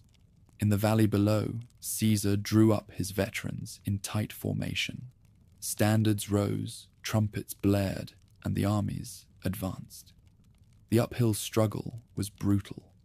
Pompeian missiles rained down as Caesar's men climbed the slopes, shields raised against a storm of javelins and stones. Progress was slow, every step contested. Veterans gritted their teeth, recalling sieges in Gaul where walls had loomed just as daunting. The Pompeian brothers urged their men from the ridge, shouting promises of victory. For hours, the battle swayed with no side yielding. At the center, Caesar's cohorts wavered under pressure. The general himself rode forward, dismounting to fight among the ranks. His presence steadied them, reminding all that their fate and his were one. Slowly, with relentless drive, the line edged upward. On the wings, cavalry engagements raged, horse against horse, dust rising in choking clouds. Then the tide shifted. Caesar's right flank, pressing hardest, began to push back the Pompeian line. Exhaustion sapped the defenders on the ridge, their ranks thinning as casualties mounted. Once momentum broke, panic spread. Cohorts that had stood firm for hours turned and fled. The veterans of Caesar surged after them, discipline dissolving into ruthless pursuit. Pompeian cavalry scattered, elephants stampeded in confusion, and the ridge became a killing ground. The rout was total. Estimates of the dead ran into tens of thousands. Gaius escaped, but was soon captured and executed. Sextus slipped away, vanishing into obscurity for a time, though he would resurface later as a pirate king. For now, the Pompeian cause lay shattered. The field of Munda was carpeted with corpses, a final monument to resistance that had begun years earlier with the crossing of the Rubicon. The victory cost dearly. Caesar's own forces suffered heavy losses, greater than in any other battle of the civil wars. Even hardened veterans admitted the struggle had been desperate. For many, it proved the last fight of their lives. Survivors, though triumphant, marched away weary and hollow-eyed, aware they had destroyed not only their enemy, but their fellow Romans once again. In Rome, news of Munda spread with a mix of relief and exhaustion. Citizens who had feared endless war welcomed the end of organized resistance. Temples filled with offerings, markets reopened with confidence, and songs praised Caesar as master of the world. Yet unease lingered. The Senate, already reduced to compliance, now saw no alternative but submission. Dictatorship, once a temporary measure, began to look permanent. For Caesar, Munda secured his supremacy. No rival armies remained. The sons of Pompey were finished, Cato lay dead in Africa, and Pharnaces had been swept aside in the east. The Republic's long tradition of competition between aristocrats had collapsed into the dominance of one man. He prepared to return to Rome, not as equal among senators, but as ruler beyond challenge. The olive groves of Munda whispered of finality. There, among the hills of Hispania, the last serious opposition had been crushed. Veterans carried memories of the slaughter, recalling the desperate climb and the rivers of blood that followed. The civil wars, which had consumed the Republic since Caesar crossed the Rubicon, were at last concluded in decisive victory. The war in Hispania had ended, but the memory of Munda lingered in every legionary who had survived it. Olive groves stood silent over a field where Romans had cut down Romans until the earth ran red. It was the last battle of the civil wars, and its cost was heavy, even in victory. When Caesar gathered his troops afterward, he looked upon men who were scarred, exhausted, yet unbroken. They had carried him from the forests of Gaul to the plains of Thessaly, through Egypt and Pontus, across Africa, and finally to Spain. Now, with the Pompeian cause extinguished, the march turned not toward another battlefield, but toward Rome itself. His return in late 45 BC unfolded with deliberate grandeur. From the moment he crossed into Italy, cities decorated their streets with garlands, magistrates offered keys at their gates, and crowds lined the roads. Veterans hobbled forward to salute, showing wounds still raw from years of campaigning. Farmers left their fields to glimpse the commander who had brought peace at last.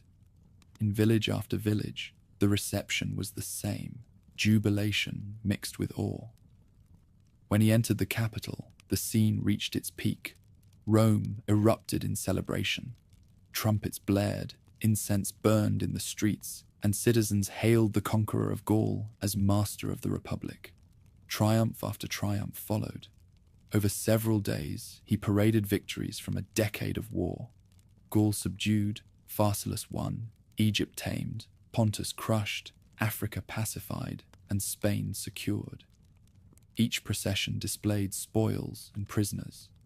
Vercingetorix's broken standards, Egyptian treasures, chains of Pontic captives, African elephants, and Spanish banners passed before the people.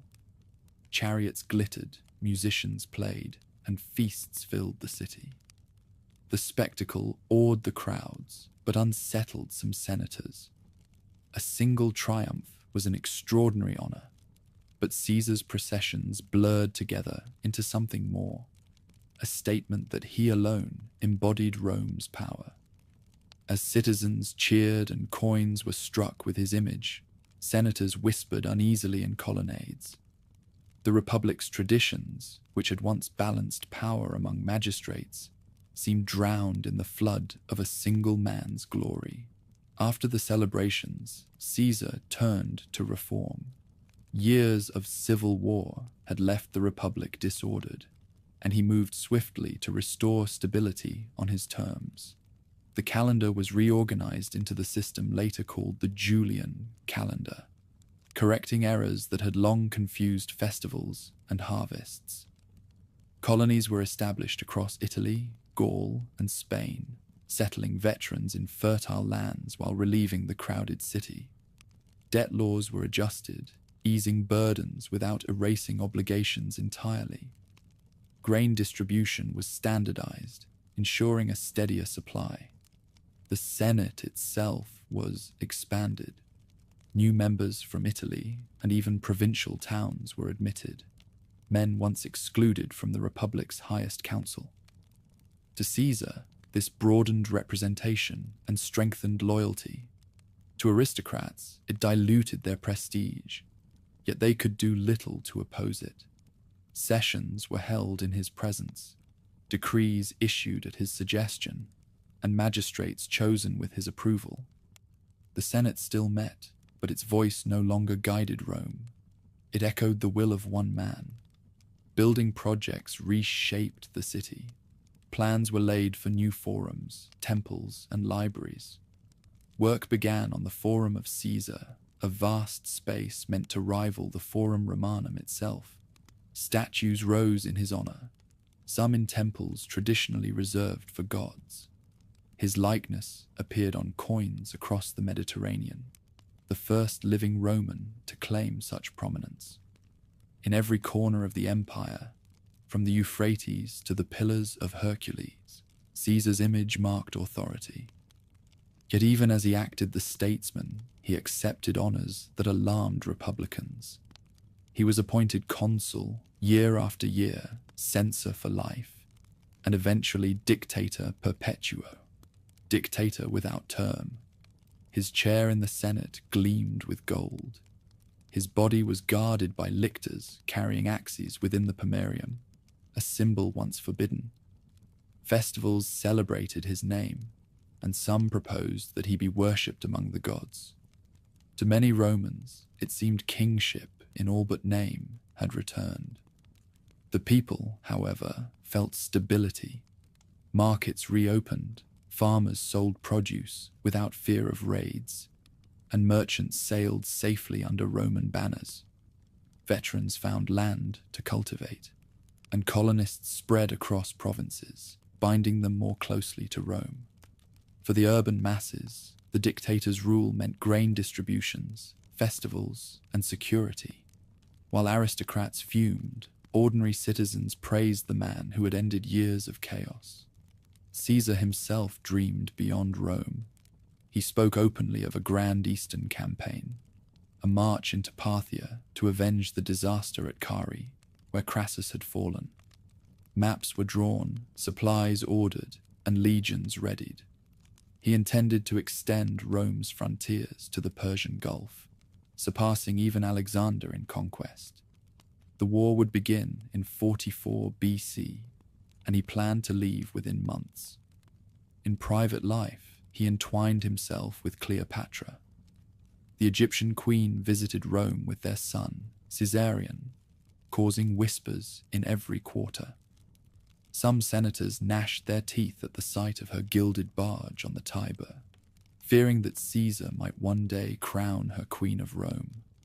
Others saw her as an exotic curiosity, a reminder that their city now commanded kingdoms once thought unreachable. Whatever the gossip, her presence signaled that Caesar's ambitions were not confined to Italy, but stretched across the known world. Yet beneath triumph and reform lay unease. Senators who had once fought against him at Pharsalus or Thapsus now sat in silence, pardoned yet humiliated. His clemency, praised by some, became a source of resentment for others who could not forgive the loss of their independence. Each honor he accepted, each statue raised, each decree passed in his name, deepened suspicion that liberty itself was dying. The atmosphere in Rome grew tense. Some courtiers placed crowns upon his statues, hinting at monarchy. At one festival, a diadem was offered in public. Though he pushed it aside, the gesture inflamed fears that he longed for kingship. Old men muttered that Tarquin had returned in new guise. Younger senators whispered in corners, speaking of daggers and duty. Still, daily life in the city thrived.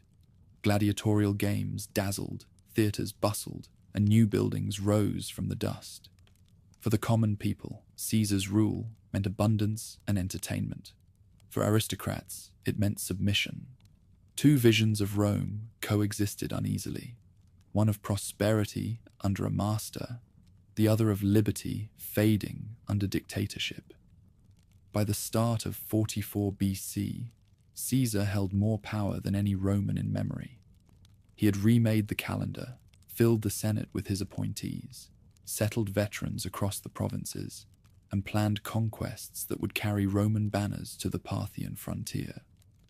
Crowds hailed him as bringer of peace, merchants thrived under stability, and soldiers dreamed of new wars under his command. Yet every triumph deepened the silence in the Curia. Senators who once competed as equals now sat as spectators, their pride cut away by his honors. Statues crowned with diadems whispered of monarchy, and the old hatred of kings stirred again. The people adored him, the aristocracy seethed.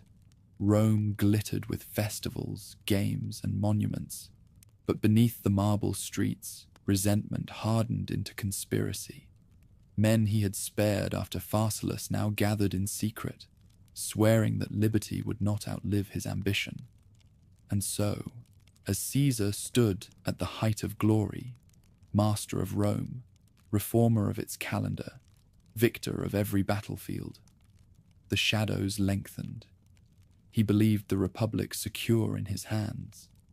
But in the Senate House, daggers were already being sharpened. His triumph was complete, yet so too was the circle of fate that would soon close around him.